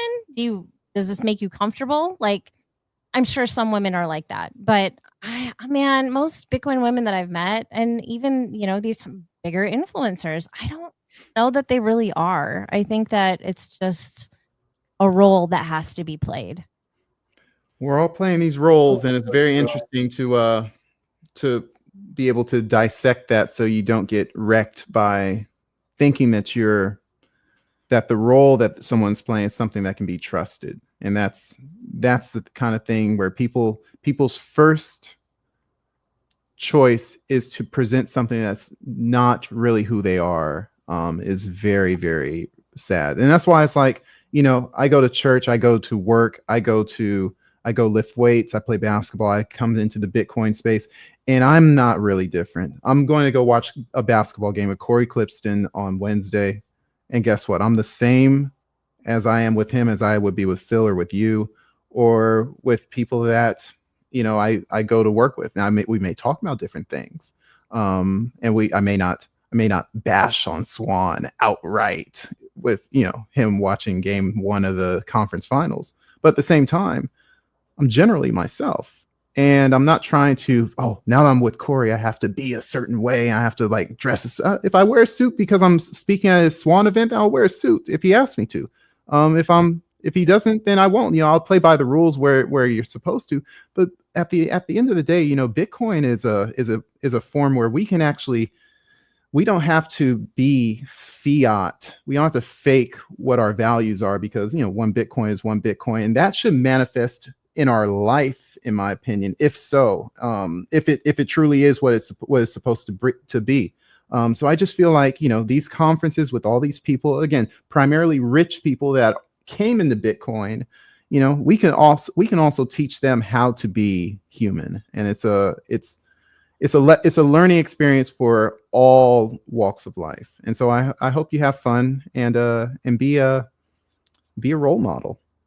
Well, and I mean, I think your point right there, like you're hanging out with Corey. I mean, this is a time where Corey can just be Corey with you. That's right. He doesn't have to. And I mean, I know yeah, you know what I mean? I mean, so I think, and like we all found each other and we all have that mentality where it's like, we're not going to be playing different characters or different roles. Like we are who we are. We are who we've been. Like, I don't really know that much has changed, and so you don't see this like catapult of something happening, which we've all had opportunities to do. but it wouldn't be staying true to ourselves, like our true authentic self. And that's where like I can sleep at night. I can feel good about myself. I know that what I'm saying, like if I'm wrong, I'm wrong. I'm going to make a judgment call based on the information that I have. I'm going to say the things that I say that I feel. If I'm wrong, I'm wrong. If I'm right, I'm right. Whatever. It doesn't even matter because I nobody's freaking paying me to say anything or to not say something. And so we're not owned and we're not trying to exactly. And so maybe people have that elsewhere in their lives. I mean, I don't. But yeah, I think that's so it's good. It's because I think that those people need that. You know, they need to be able to let their hair down and just hang out with us. And like you said, be a role model. And you're doing that for some people that are out there. And you are too. And you are too. I'm all women brunched out. That's right. That's right. And they ain't having no pancakes. I don't want to talk about them. I love you, Ulric. All right. I love you guys. And I'm not attaching any baggage to it. I'm just saying it. Just saying it. There's no baggage, okay? I'm not thinking about anything. Nothing. I'm so offended. Oh my God. Okay. All right, we're moving on. Otherwise, we're going to be stuck here all night, honestly. It's whatever. Like, yeah. I hope not, because there's a spider on my ceiling. Love you, and I just saw it, and I'm like, no. It's like, and then you have it fall on your head, and then you don't know when it lays eggs. Did you ever see that? You ever see that? Like the the horror story of like the spider that like lays eggs in the girl's hair and stuff like that. It's all creepy. No. Okay. I do have to say this because no. I've woken up before, like at my parents' house, and a eggs hatch, spider eggs freaking hatch, and I was surrounded by, but they were the itty bitty spiders, so they were scary. But this morning, oh my God, I can't believe I totally forgot about this. Getting my daughter to school, okay, because we're talking about things up high, okay. So I'm like, we're going to the car, dude. A squirrel jumped off of the roof and landed like a foot away from me, right in front of me. I hear this boom. Like, and I'm like, what the hell just happened? And all I can think of is this video that I've seen where they say, your chances of being attacked by a squirrel aren't zero, you know, or whatever it is, you know, where they're like, I totally ruined it, but you know what I mean? Like where there's it's not zero. Yeah, but it looked like it wanted to. The squirrels in my neighborhood are nice. They're all fat and well fed, and they make eye contact with you. It's kind of fun. For the people who don't know, we have a pact with the squirrel as humans. Okay, when you're driving, you don't swerve. You just keep driving straight. The squirrel will swerve. So just so everybody knows there's a pact. Yeah. Just saying. Yeah. The more you know. Don't confuse them. All right, we're gonna move on. We're gonna move on from the squirrels. We're gonna move on from the woman's brunch and the conference talk, and back to the sad news of being a Bitcoiner. And all right. Here we go. Okay, watch out, Humble.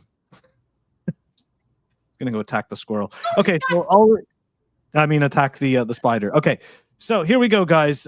This is from River. Change in Bitcoin ownership. Right. This is our section of the OGs are selling while Humble is running away from a spider. So here we go, guys. Look, I don't know how much of this is entirely accurate, but if you take a look at this chart, it looks like the businesses have more corn. The funds and ETFs have more corn. I don't know what the hell other is. I guess the machines have more corn. AI, bro. It's got more corn.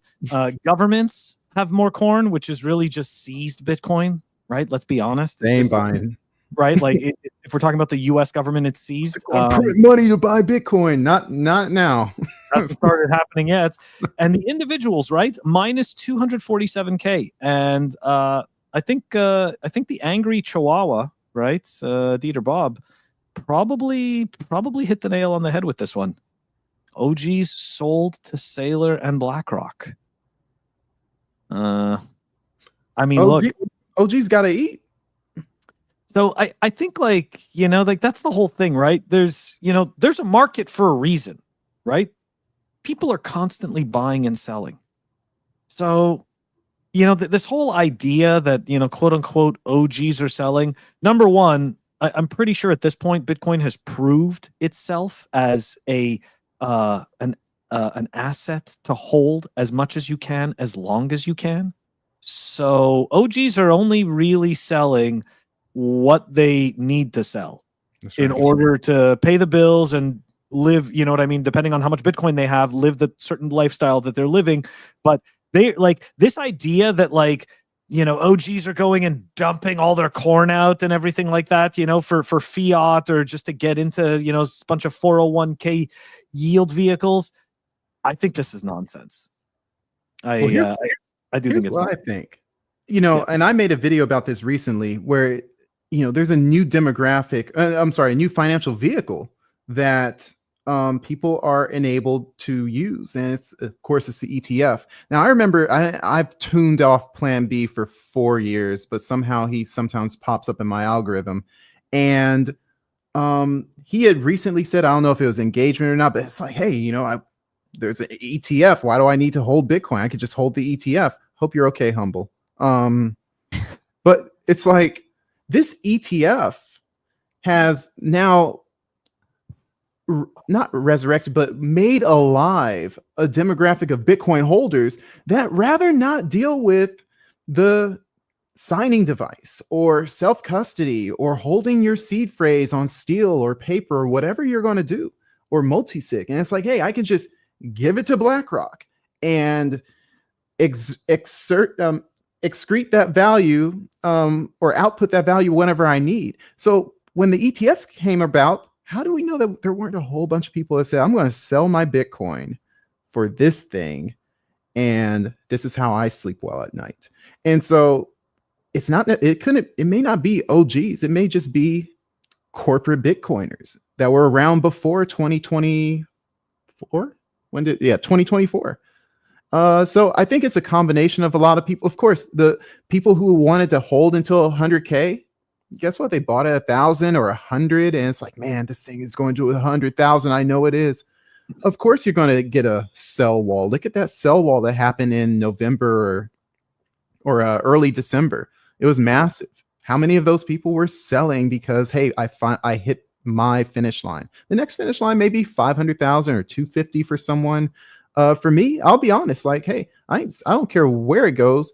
I'm not touching it this cycle. But next cycle, guess what? Yeah, I may take a little bit off. I've told people I have MicroStrategy. My MicroStrategy was intended to be my short-term corn, if you will. That I bought that sucker for the intent to say, this, I don't think it's going to last. I think whatever volatility Bitcoin has, MicroStrategy is going to have 2 or 3 times more. And if I'm going to buy it, I need to have an exit strategy that I'm going to stick to. I don't have to stick to an exit strategy with Bitcoin. My Bitcoin can be 8-year money. It could be 18-year money, 28-year money, but I'm not going to fake and shake, say I'm holding it forever. I want to monetize. I want to excrete the value out of my decisions I made. So I think it's a lot of that happening right now, especially at the end of a bull cycle or the peak of a bull cycle, where we're going to see some very hard moving numbers, and people are going to exchange it for fiat so they can buy their car, their house, whatever. Anyways, over. Very well said. Very well said. Humble, any thoughts on this one? This is the OG selling corn. I know you were fighting the spider and everything. It's dead. It's dead. Okay. All right, moving on. I know. No, I don't. I mean, I don't. We'll be talking about the fact that they are selling it. Okay, they are selling. Right, Yeah, we'll move on. But it's okay. We have so many. Like I kid you not. Like I said, we're going to be here forever because we still have. All right, the sats versus bits stuff. Okay, unless you had something that you specifically wanted to say about it, about the OG selling. No, I mean, were you talking about master like at all, or like? No. It was just essentially like there was this chart from River showing that individuals, right, were sold 247K Bitcoin in the last year, or whatever that's. Hold on, where's that? I think I deleted it. It doesn't matter. That's cool. I don't care. They're good for them. Yeah, exactly. Do what they want to do. Exactly. All right. But it's just funny that they say that kind of stuff, and Bob responded back and said that it was BlackRock and Sailor that are buying it all, which most likely it is, But anyway, sats versus bits, guys. Let's do it. Okay.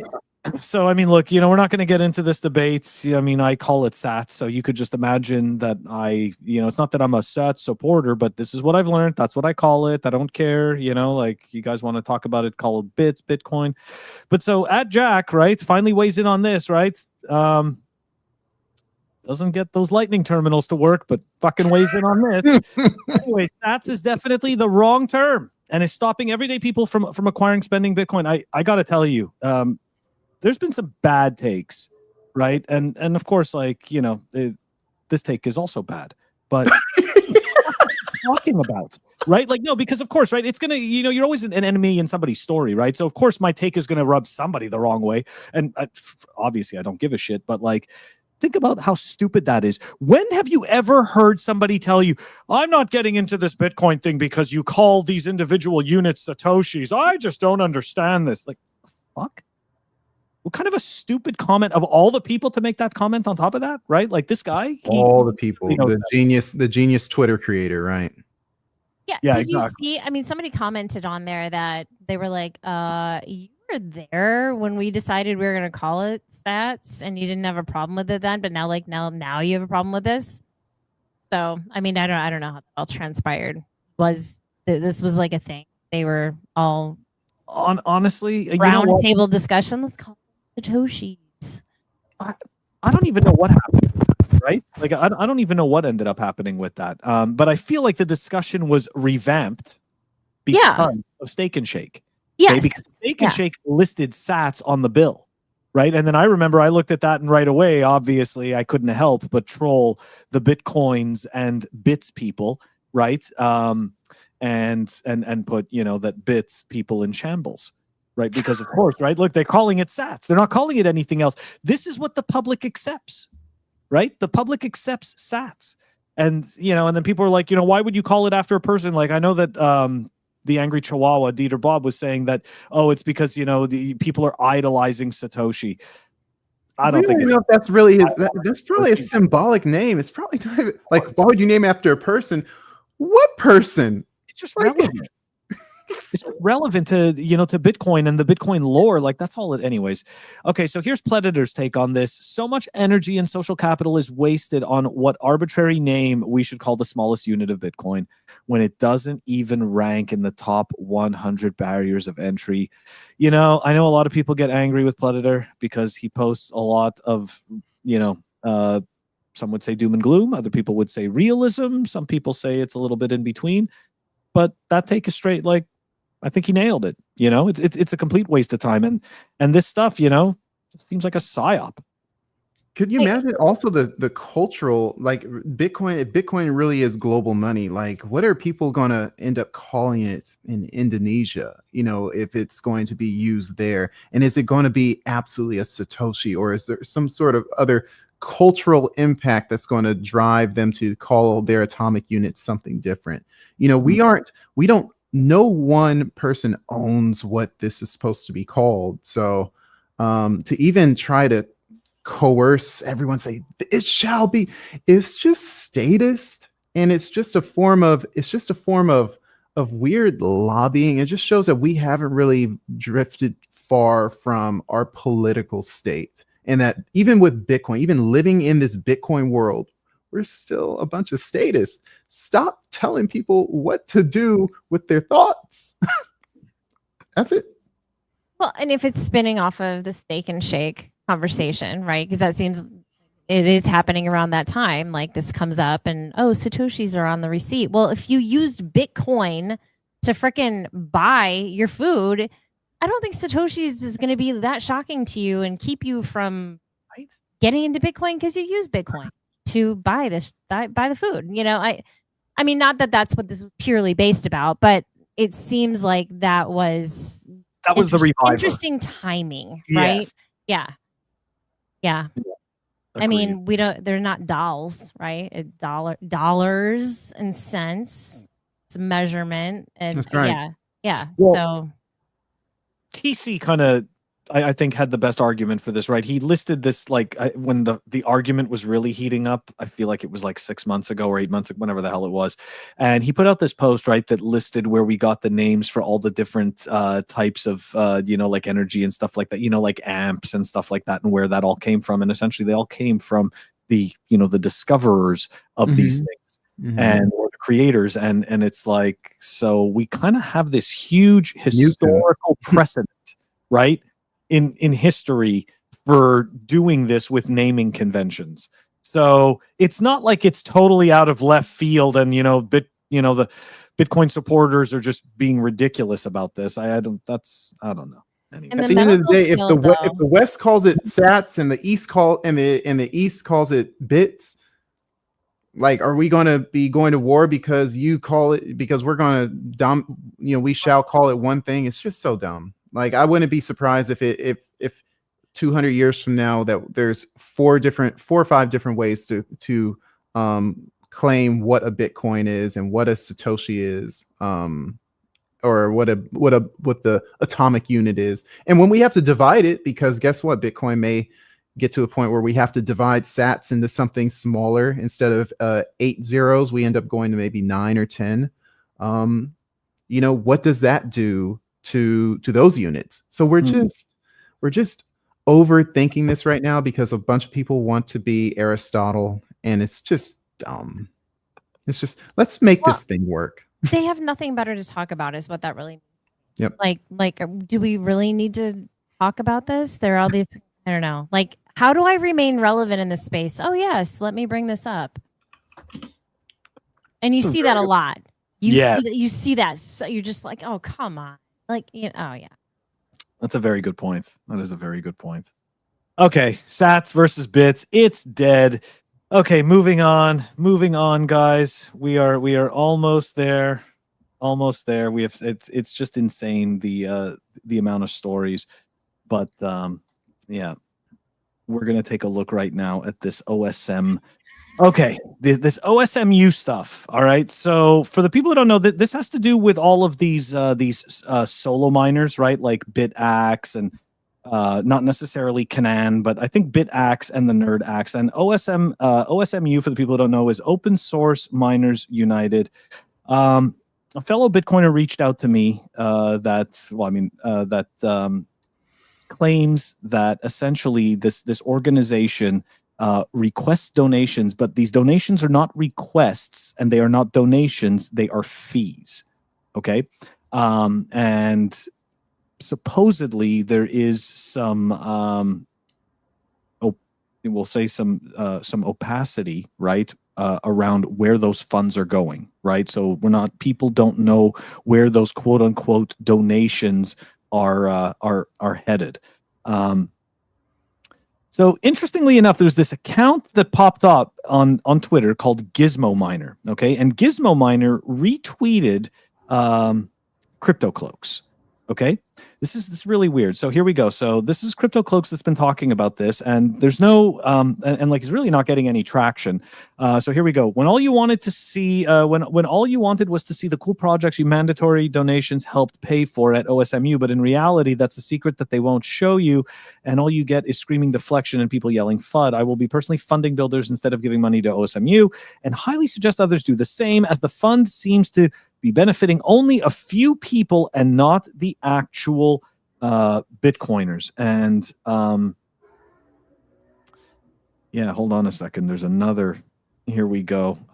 So Seed, right? The guy who heads up the Seed Signer project, he retweeted Rick from Crypto Cloaks. The basic ask here is for more transparency. It's not an unreasonable thing to ask about. Now, Solo Satoshi did respond on that thread, right? He goes, these are donations, not fees. Okay, it's not publicly available at this time, but there is framework in the process of being built to structure OSMU as a 501c3. Now, 501c3, if I'm not mistaken, is that a charity? Yeah, it's a nonprofit. Nonprofit, thank you. Okay, so I mean, look, right? Like, so there's some shit slinging going on there. There's a few people clearly that are making certain claims. Now, I want to just backtrack. I mentioned this account, Gizmo Miner, right? So this account just pops up on Twitter, like brand new, and again, the sole purpose seems to be to kind of expose what is happening with the OSMU stuff. Okay. So here we go. Let's dive into it. This is a post on bitcointalk.org from Gizmo Miner. I feel compelled to address the Bitcoin community about OSMU, carefully disguised operation that benefits a select few at the expense of its supporters and contributors. While many see OSMU as an open source movement for the greater good, my experience paints a very different picture.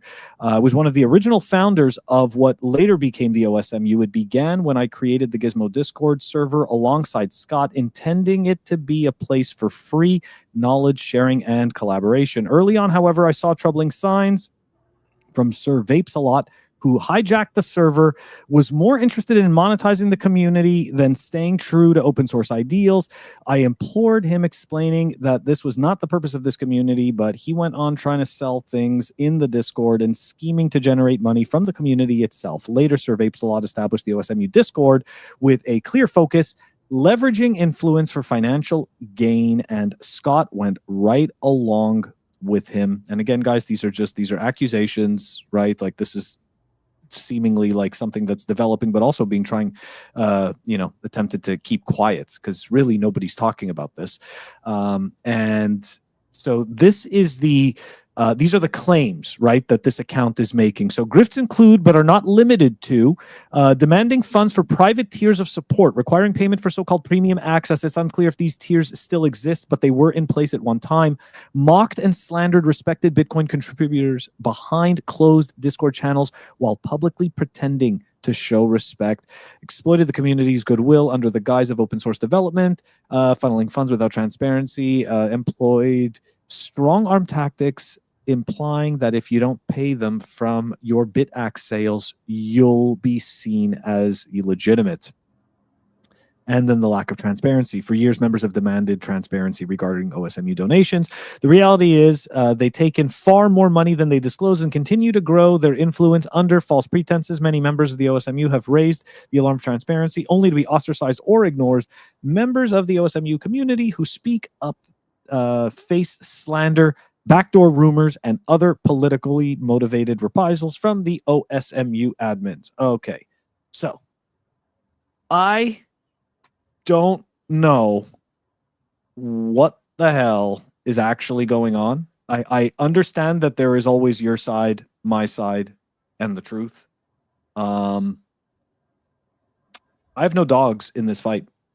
I really don't. I mean, obviously, clearly there's people who are concerned that this community is not what they appear to be. There's also the middle ground of that doesn't surprise me, because people, the idea that every single person is here to just be kumbaya and to just be wonderful and all this stuff and be helpful, like, that's a bunch of nonsense. Okay, like, wolves feed on that. And if you think for a second that there's not a whole bunch of people here that are specifically here to build a business, and there's nothing wrong with that, that's exactly what they're here for.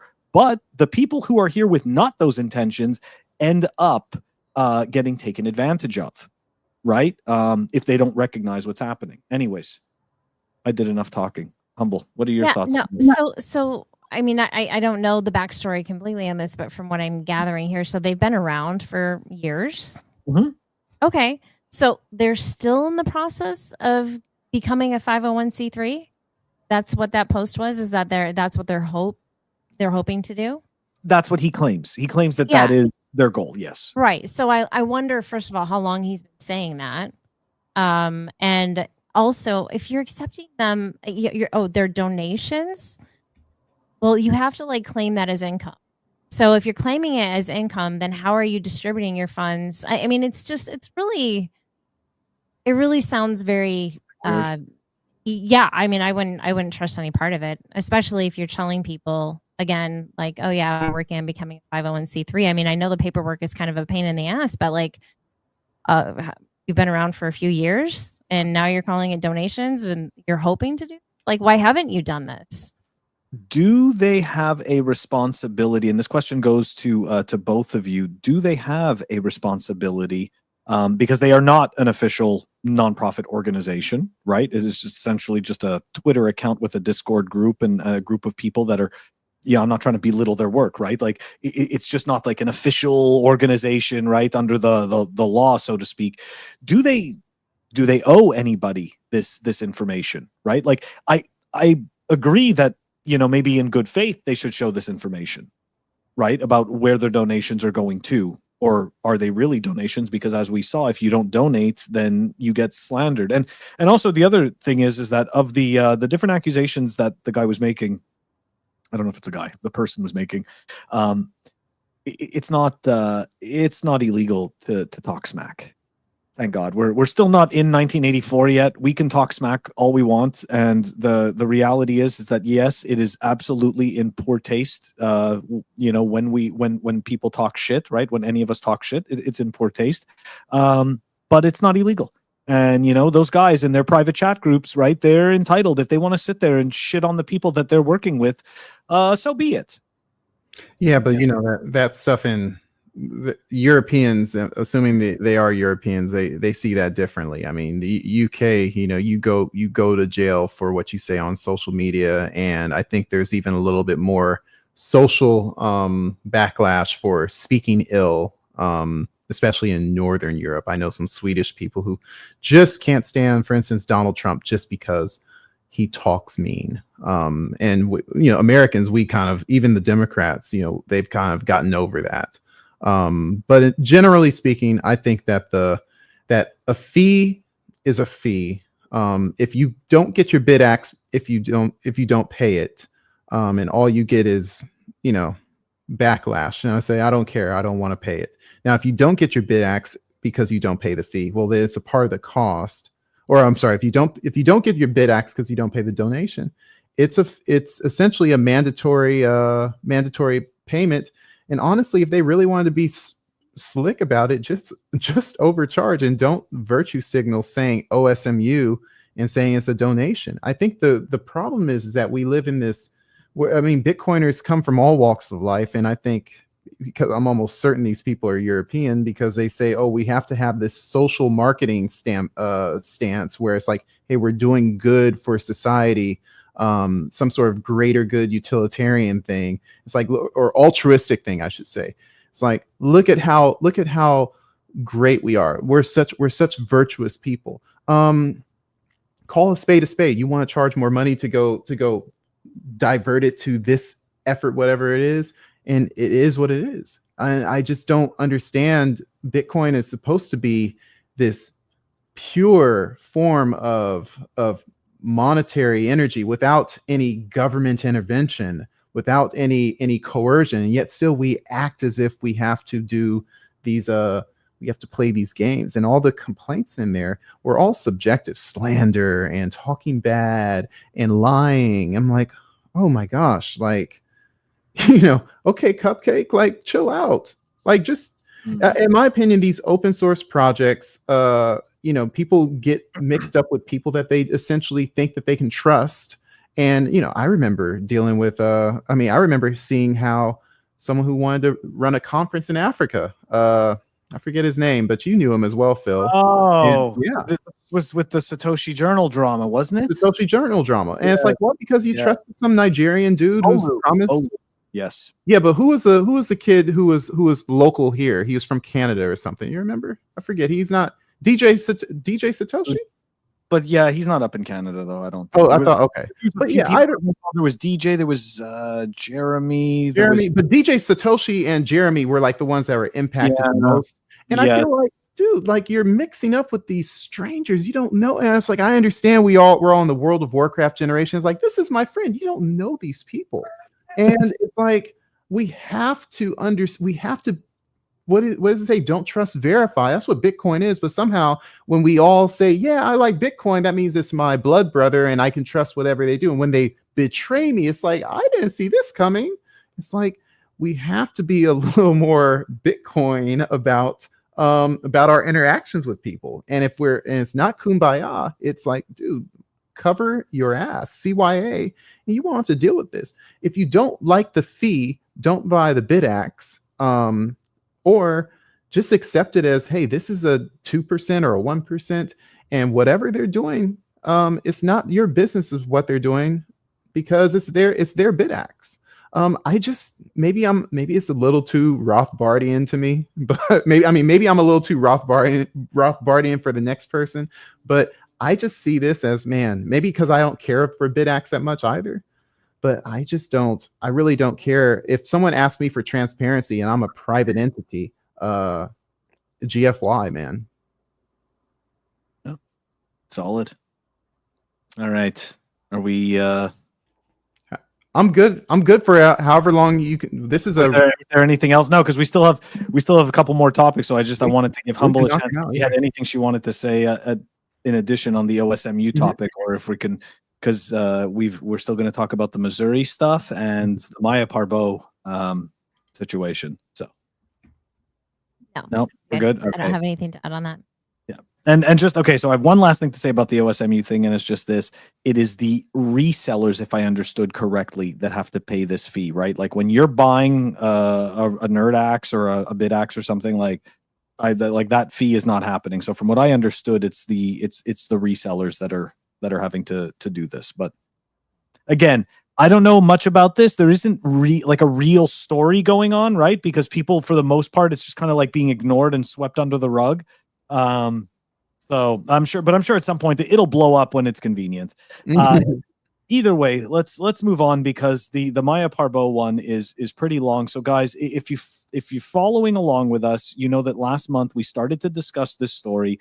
Essentially what happened was, right, like this all kind of, people can debate when this all started, but essentially she put out this cryptic tweet while she was pregnant. It was an SOS tweet. She was asking for help.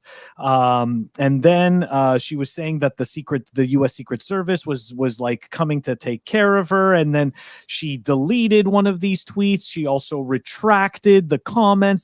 There's all kinds of weird stuff surfacing from that. And then after that, there was some trash talking that was leaked from people like Jack Cruz. I don't know. There's a whole bunch of people in Bitcoin that seem to like pump this guy's signal and stuff. I have no idea who he is, and I don't know why anybody cares.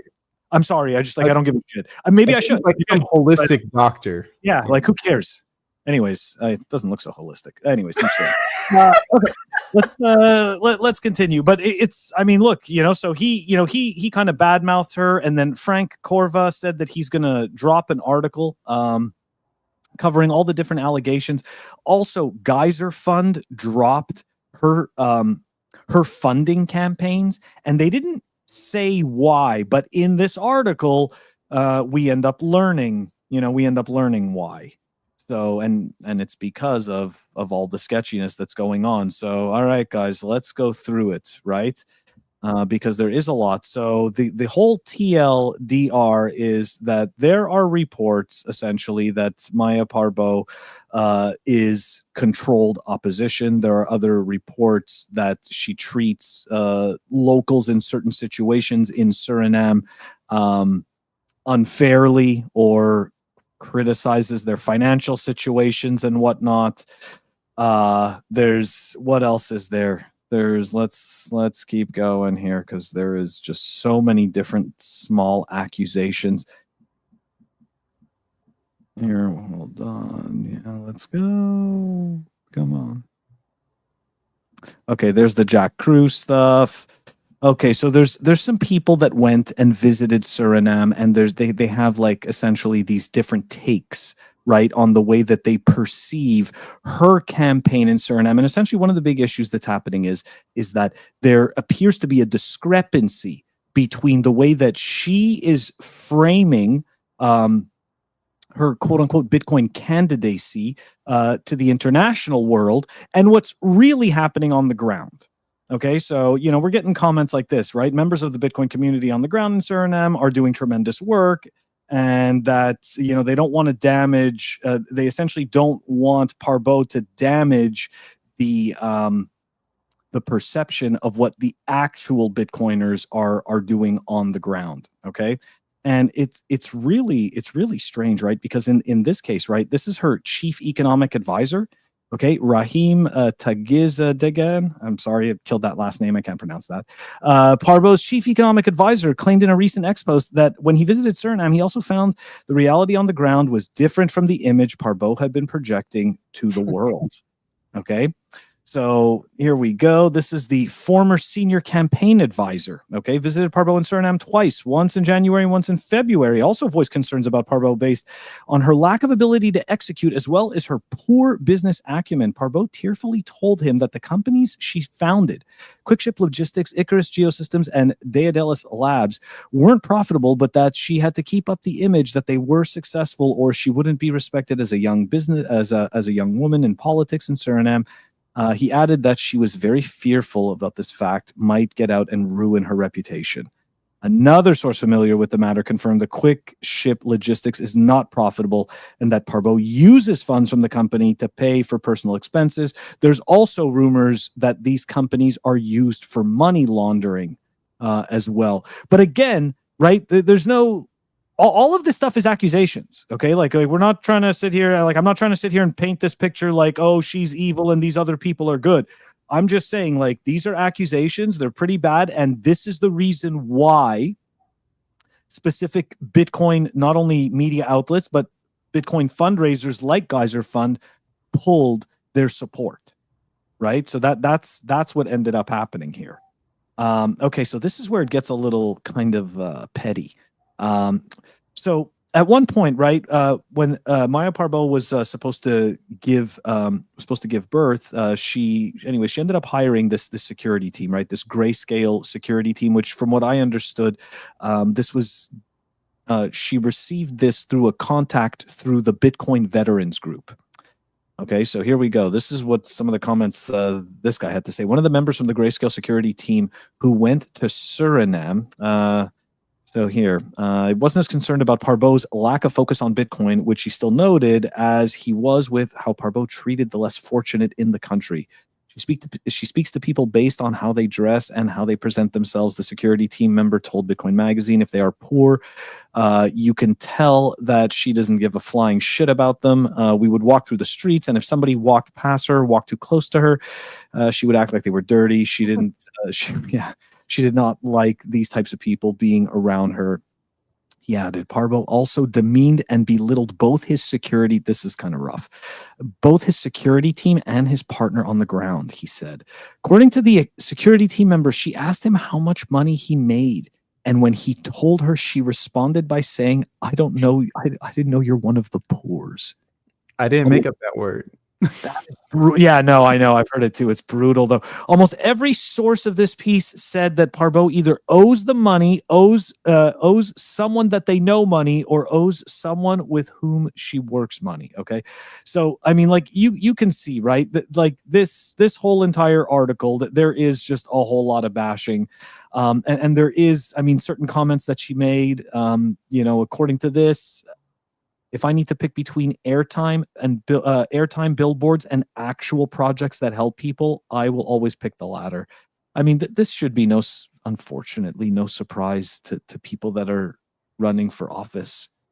Like, it's all about public perception. It's all about making a splash. Like, I can tell you that I know this from people that I know believe this, where they literally tell you just fake being bigger than you are because people believe it. Right? Fake that you're more important than you are. Fake that you're like richer than you are, and all that. It's cringe as fuck, but it's not unsurprising. Okay, it really isn't unsurprising. Yeah, and the article goes on to essentially how she got, how she hired Grayscale, how much money she paid for this, the fact that on the she got Bitcoin donations from people like the founder of BTC Karaka. Right, he sent her money. He also sent her half a Bitcoin during the later part of 2024. The reality is that every single one of these arguments is laid out. But like I said, there is this is all just a lot of like he said, she said, people's experiences, and of course, there's the other side of the coin, right, which is Maya providing a rebuttal to this. where she came back right after this article came out and said, hey, an article has been published painting my candidacy, my integrity, my personal life, and competency in a negative light with nearly no redeemable qualities. Both the contents of, and to be fair to her, right, they mentioned one good thing that she did in the whole entire article. I don't know how fair that is because I really haven't been following her. I just see that like there's this concerted effort from Bitcoin Media and that fundraising platform, but more just Bitcoin Media or Bitcoin Magazine to shine light on these discrepancies about her candidacy. Now there was, there's support, right? It's like I don't want to be unfair. There's this gentleman over here who supposedly spent some time with her on the floor. On the ground in Suriname, not on the floor.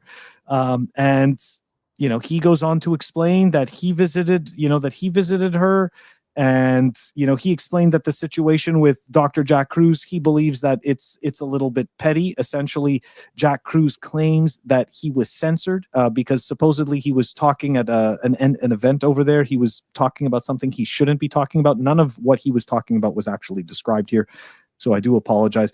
But look, all this to say, guys, look, it's a small country, okay? The idea that small countries like that are extremely corrupt, the idea that she is controlled opposition, why not, right? Like, why wouldn't she be controlled opposition? It's just as much as she couldn't be. It doesn't really make a difference. Like, it doesn't. The only thing that matters here is trying to understand, right? Is this person attempting to grift Bitcoiners? Let's be honest, right? Like, we don't care. I've never even spoken about Suriname before I even heard about this, right? And I'm not trying to be a dick. I'm just saying, like, I've just never talked about this. Why do I care? So really, the only thing that matters to me is this person grifting Bitcoiners? And you know what? Like, based on the evidence, I'm not 100% sure that you can necessarily say it's a grift. Maybe she is genuinely trying to build herself up and is using Bitcoin to do it, using Bitcoin as a platform. The problem is that it seems that locally there's virtually no mention of Bitcoin. So this is where the Bitcoiners have a really hard time supporting this. Anyways, your guys' thoughts. Who wants to go first? I'm just gonna. Okay, so one of the companies you mentioned was Daedalus. Yes. Labs, right? Okay, so that just rang a bell. I'm like, okay, it doesn't, because Cardano.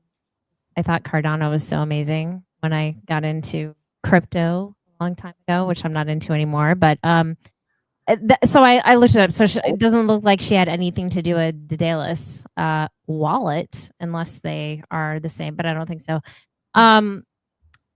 Okay, so Daedalus Labs started in 2023, and it's a Nostr project too. So that's kind of interesting. Like, when did Nostr start? Didn't they start around that time? 2022, 2023, right? That's a good question. I feel like it was 2022. Yeah. I'm looking it up. So, that's... Yeah, 2020. The Nostr protocol was first written in 2020 by Brazilian open source Fiat. People weren't really using it until late 2022. Yeah. The Damus came out in 2022. Yeah. Yeah. That's where it was the Amethyst and Damus, the iPhone and Android platform to access Nostr.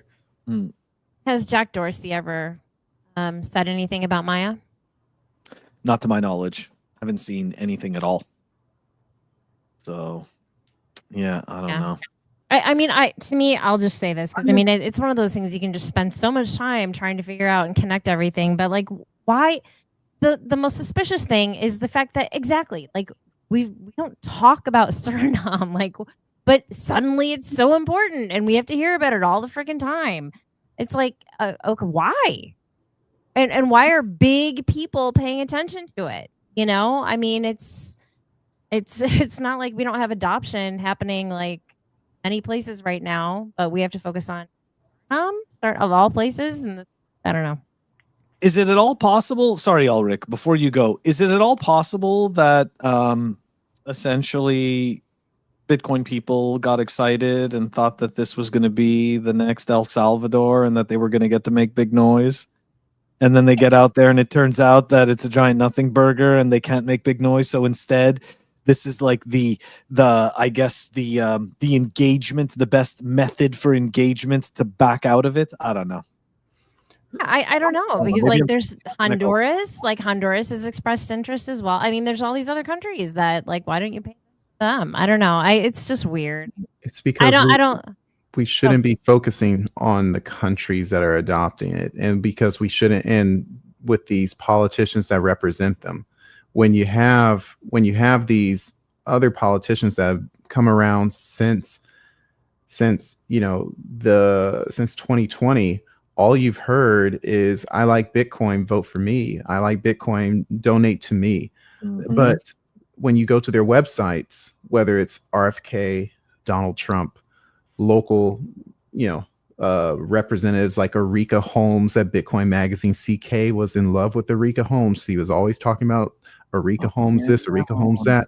She couldn't even spell Bitcoin. All she wanted was for you to donate to her in Bitcoin, because it's like, oh, a new person to donate to me. And by the way, I hate Brad Sherman. Well, she was running against him. Why wouldn't you? There are these politicians are opportunists that are seeing a new demographic rising up that's very passionate and is looking for a hero. And Maya Parbhoe, in my opinion, is just another one that has noticed that. She probably thought, I can pretend to be Nayeli Bukele, and he's the only one, hate him or love him, he's the only one that went all the way through and has some real use cases, as small as it is. Maybe, guess what? It's only on Bitcoin Beach and none of the pores like Bitcoin in El Salvador, but it was there. At the end of the day, these politicians talk a lot and they won't write anything down. And in my opinion, she's just in a long list of them, including the ones that that come to the Bitcoin conference on a regular basis. RFK has been there twice. I ain't never seen Bitcoin on his website. Saw it one time in a news brief saying he said something about Bitcoin. It was never part of his platforms. You think as much as he talked about it to Bitcoiners, you think it'd be one of his 13, 17 platforms. It's not. Donald Trump, Bitcoin Reserve Fund. You go to donaldtrump.com. Bitcoin's not written there. I thought Bitcoin, $2 trillion asset. No, they don't care.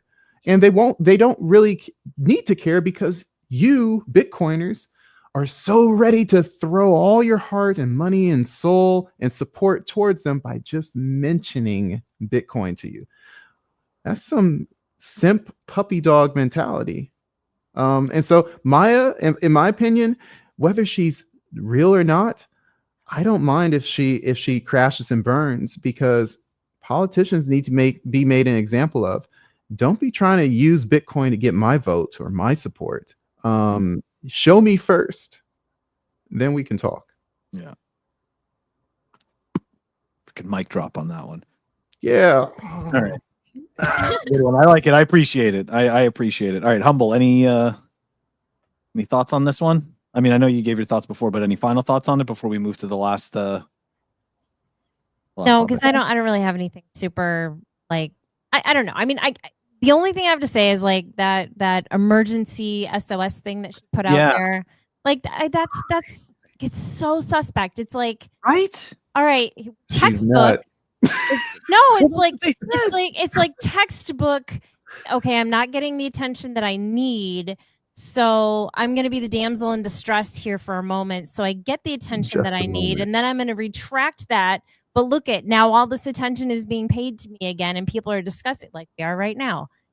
Like we probably would not be discussing her right now had that not occurred. It was such a mystery. By the way, I had a baby. Oh my gosh, so stunning and brave. Come to the Bitcoin Women's Brunch. I mean, I'm sorry.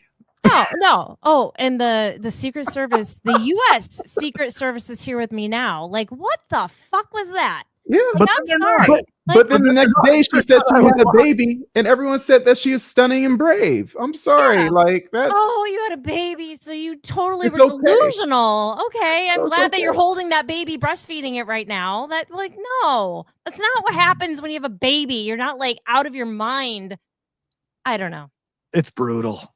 It It is. really is. It really is. I thought that whole and of course, right, Bitcoiners, like it sounds terrible, but a lot of big influencer accounts were like, what's going on? How do we fix this? And she paid for services like I think she gave like $2,500 to Daniel Batten for like breathing exercises. You could watch that shit on YouTube for free. Anyways, it was it was just brutal. It's seriously, people, it's so easy to take advantage of people when you just say the magic words. But especially Bitcoin. I mean, it really is. It is so sad. It's sad to see it. It is. Oh. All right, we're going to switch to something happier, though, okay? This is the last topic, guys, and then we're wrapping up. I think this is like the longest live episode we've ever done. So, guys, for everybody watching, thank you so much, for hanging in with us and enjoying the ride. And of course, right, Humble and Ulric, hope you guys aren't too tired. I'm getting there. I'm definitely getting there. I wasn't expecting to do a live show earlier today, but then I saw that Michael Saylor's stuff with the stupid lawsuit, and I'm like, I gotta come on, Pomerantz LLP. These guys have been suing companies for like 40 years. It's like at some point we're going to be able to get a rent check. Anyways, okay. All right, wait. Can I say that? Can I say something cringe? Yeah, say tons of stuff. Okay. I think you guys should like and subscribe. You guys should do that.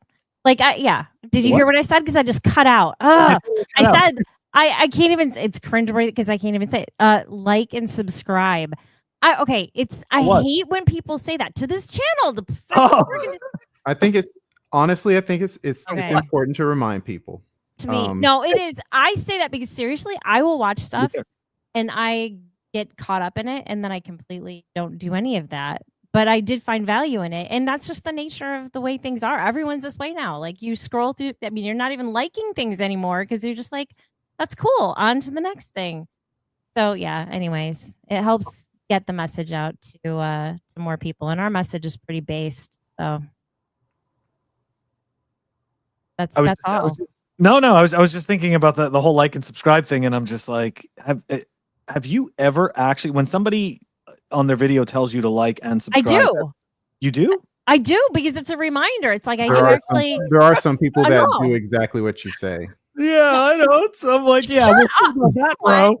I you know what? Yeah. I am not one of those people, but if I enjoy it and I'm like, wait, I want to support them. And I'm like, this is a good reminder. I should do that right now, because otherwise I'm not going. Shut up, whatever. I'm never going to say it again. Nobody else there like me. Self-deprecating. It's just like Rockstar Dev said, okay? Like I'm self-deprecating. She tries to tell people to like and subscribe, and I'm like, you don't need to tell that because I don't even do that. I appreciate it though. I appreciate it. I do appreciate it. Yes, please like and subscribe. But it does sound cringe. Valuable, please do help us out, right? It does sound cringe. I totally understand that. I hate saying it and I hate hearing it, but at the same time, I love hearing it because I need to hear it. If I actually like something, it's the only way I'm going to actually do it. Not like you like it before you watch it. Okay, fine. Okay, all right. So, all right. You like after? Well, I mean, you pretty much like it when they tell you to. They say that's exactly it. I like it when they tell me I have to like tell them to do it in the middle of the show. Yes. Okay, well, before you decide to like and subscribe, wait till we show you the last story, because you might rethink. You might be like, nah, I'm not subscribing to this. Yeah, okay, so here we go. I think, what was it? Ulric, you shared this. This was for state of Missouri. They're looking to drop capital gains tax. And also, by that same token, they just had, if I'm not mistaken, a massive tornado rip through St. Louis. So it's like, I don't know if you really want to move out there. But look, having gone, no, I'm just kidding though. I've gone out to St. Louis for work. I have been in the belly of the beast. That's right. There are Federal Reserves out there for the people who don't know that. Yep. And I can say it is a beautiful city. I went and did the little arc ride thingy. You go into the arc, you go up to the top, it's totally claustrophobic, and it's some weird little elevator thing that I would never do again. But super fun when you're up there and doing the views, and they have great food there. But high crime rate though. High crime rate. Yes. I was actually told that when I was at the hotel. They kind of warned me away from going to certain areas and going out in the evenings because of where I was. But either way, though, I think the real important point to this, though, is, does this set a precedent? Like, is this the sovereign individual future that some Bitcoiners back in like 2017, 2018, when those types of books were the thing to hype? Is that what we're going to see? Is this what we're going to get? Is this part of the sovereign individual future where essentially states or regions or territories, however you want to frame it, they're vying, right? Like they want us as customers, so to speak, right? Well, I think places like this kind of have to, you just described a tornado, that's physical risk. You just described high crime rate. How are you supposed to convince people to live in places that may not be naturally their first choice unless you say, hey, we're going to rob you less? And it's, of course we have the federal, taxes on capital gains to deal with, which is much bigger. But when, Ty goes to, if you're comparing, St. Louis with, let's just say, I don't know, a Portland, or a Minneapolis, which one do you prefer? All things considered, weather, let's just say weather's equal and, house costs are equal.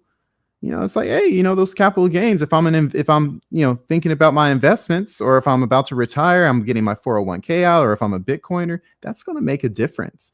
In my opinion, it's a small demographic that they gotta do other things. I think state income tax is much more interesting than capital gains. But, for people who are, hey, I'm about to cash out some Bitcoin. Do I pay, 20%? Or I don't know. I don't even know what California's capital gains are, but do I pay 20% or do I pay 15%? And I live in California, or I live in St. Louis. It does beg a question.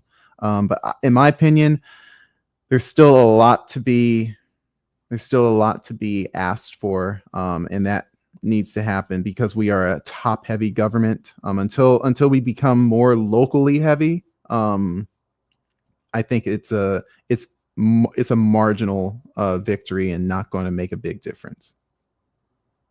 Yeah, I can respect that. Humble?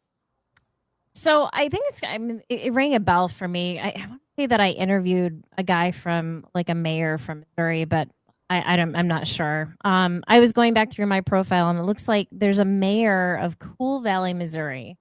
So back in 2021, he was planning on distributing Bitcoin worth up to $1,000 to inhabitants. However, there was a condition attached to such a plan. The Bitcoin plan comes with a catch. The recipients would not be able to sell the Bitcoin for 5 years. So that was back in 2021. Okay. And, it's just a mayor of Cool Valley, which is, of course, in Missouri.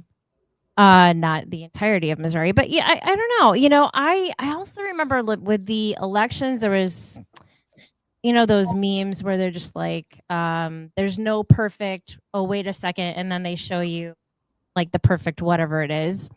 And Missouri was showing up as like being pretty based if you're on the right end of politically speaking. Mm-hmm. So yeah, I don't know. I mean, that's pretty interesting. It's interesting that they're doing that, and they might just have a chance, of really passing. I think the foundation is maybe it's been set there with some of the politicians that are there currently, government officials.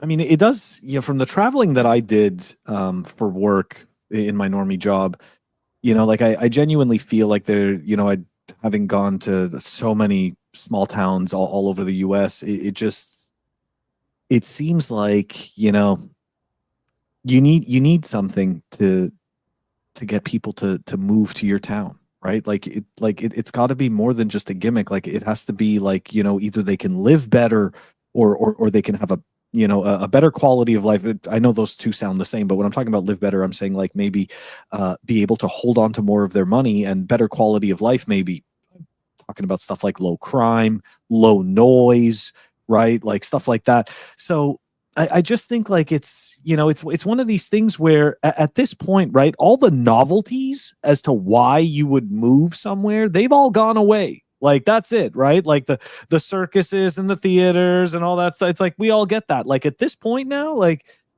I don't know, maybe people want different things, right? Maybe they want more of their time, and maybe moving to these jurisdictions that have lower capital gains, right? They're willing to say, you know what, I'll go live in the outskirts of town, and I'll pay no capital gains, and that way I get peace of mind, But the other thing is that moving to these small towns is really difficult, because I know it sounds terrible, but there are situations where some of these towns, they don't even have proper grocery stores. Like I think that people don't really appreciate that, like, there's certain towns in the States, you go out to like certain states like Kentucky and stuff like that. Like the closest thing you have to a grocery store in the town is like the liquor store, right? Where you can go buy smokes and liquor and whatever it is that they carry in there. Like it's no way to live, right? Like the average person can't live like that, or that all the restaurants that they have are fast food, because the median income in that area is so low that casual dining restaurants won't even move in there, but because they know that the population can't even afford it. So it's just like it's supply chain is real. Yeah, like I think like genuinely, like cities, towns, all this stuff, like they need to think of stuff like this, right? How do we get people to move back? Yeah, I know, ACP, man, we've been going. It's like 2.5 hours, but we had so many topics. All right, guys. Any final thoughts on the today's episode? I want to answer this one thing that Inspiring Formula said. As a sovereign, I choose to be. I can drive a car into a store if I want. And I want to say that that's not necessarily true, because there's a difference between having freedom and having the power to do something. Yes, you have the power to drive a car into a store, but you don't have the freedom to, because you are encroaching on someone else's freedom. So in this sovereign society, in this sovereign individual society that we're trying to build, a free society, there's also the I guess the stipulation that you also can't violate other people's freedom. So these are the kind of things that we like to talk about, and that's a great awesome use case that you put forth, and I like talking about that kind of stuff. The Pleb Underground is where it's at. There's no better show to talk about the tough things that we're facing. And I have a question: how can I get a bolder shoulder like Ulric? Well, you have to be shoulders. Two shoulders. You have to be insulted and someone tell you a long time ago that your shoulders aren't that big, and then you carry that chip on your shoulder for about a decade and a half, and then you can be like that. So that would be it for me for Pleb Underground. Thanks for joining. See you all next month. Sweet. Humble, any final thoughts you want to leave the viewers and the listeners before we sign off? I'm going to be a little, it's I want to say happy birthday to my twins. It's their birthday, my twins. Sorry. Oh, cool. Happy birthday. You cut out right when you said I know. Of course I did. Of course. That's happy okay. Birthday, Humble's twins. Yes. Happy birthday. Okay, so hold on a second. So they are both, they're both Tauruses. Yeah. Oh, okay. Are they still? Really? They're snakes. I know they're snakes, right? Is it? No. It's May. It's May 19th. So they're still Tauruses for like another day, I think. And really? Then they become Geminis. Wow. Yeah. Okay. That's right. Yeah. It matters. Well, I know, because I'm a Taurus. So yeah, I didn't think we were the same. What do you mean? Nobody knows. Nobody knows. What do you mean? We're not the Apparently, same. I don't even know what it is. So I'm probably not a Taurus. All these years. No, I'm a Taurus. I thought I was a Gen Xer too, and God, what happened? Don't age us. I'm a woman. I just need to go to the brunch. I'll be fine. you're going to report for us. You're going to tell us what's going on. But it's okay because some of the ladies from the brunch now, they're going to see this episode and they're going to know that you're an informer. So they're going to tell you all the good stuff and it's all going to get ruined. And anyways. Okay. Yeah. And then they're going to be like, wait, say cringe stuff about us, like saying I love you is cringe, but then you put out a tweet every Sunday that says you are loved. What's that all about? You can just direct all their vitriol towards me. I can take it. Yeah. It's been fun. Thanks for joining us, guys. Like and subscribe. I can't believe you just did that. Yeah, I guess do what Humble said. Like and subscribe if you feel that you want to. And if you like us. You like us. Yeah. If you want to stream a Sats also, I upload all of these episodes to fountain.fm, right? And they're all uploaded to Apple Podcasts and Spotify. So yeah, definitely check us out on those platforms. And guys, that's going to do it for this monthly live episode of Pleb Underground. I wish I had some amazing catch line for you all, but I don't. So just, be safe. Don't get scammed. It's a crazy world out there. It's a clown world. Take it easy, guys. Amazing. Screwed that one up. All right.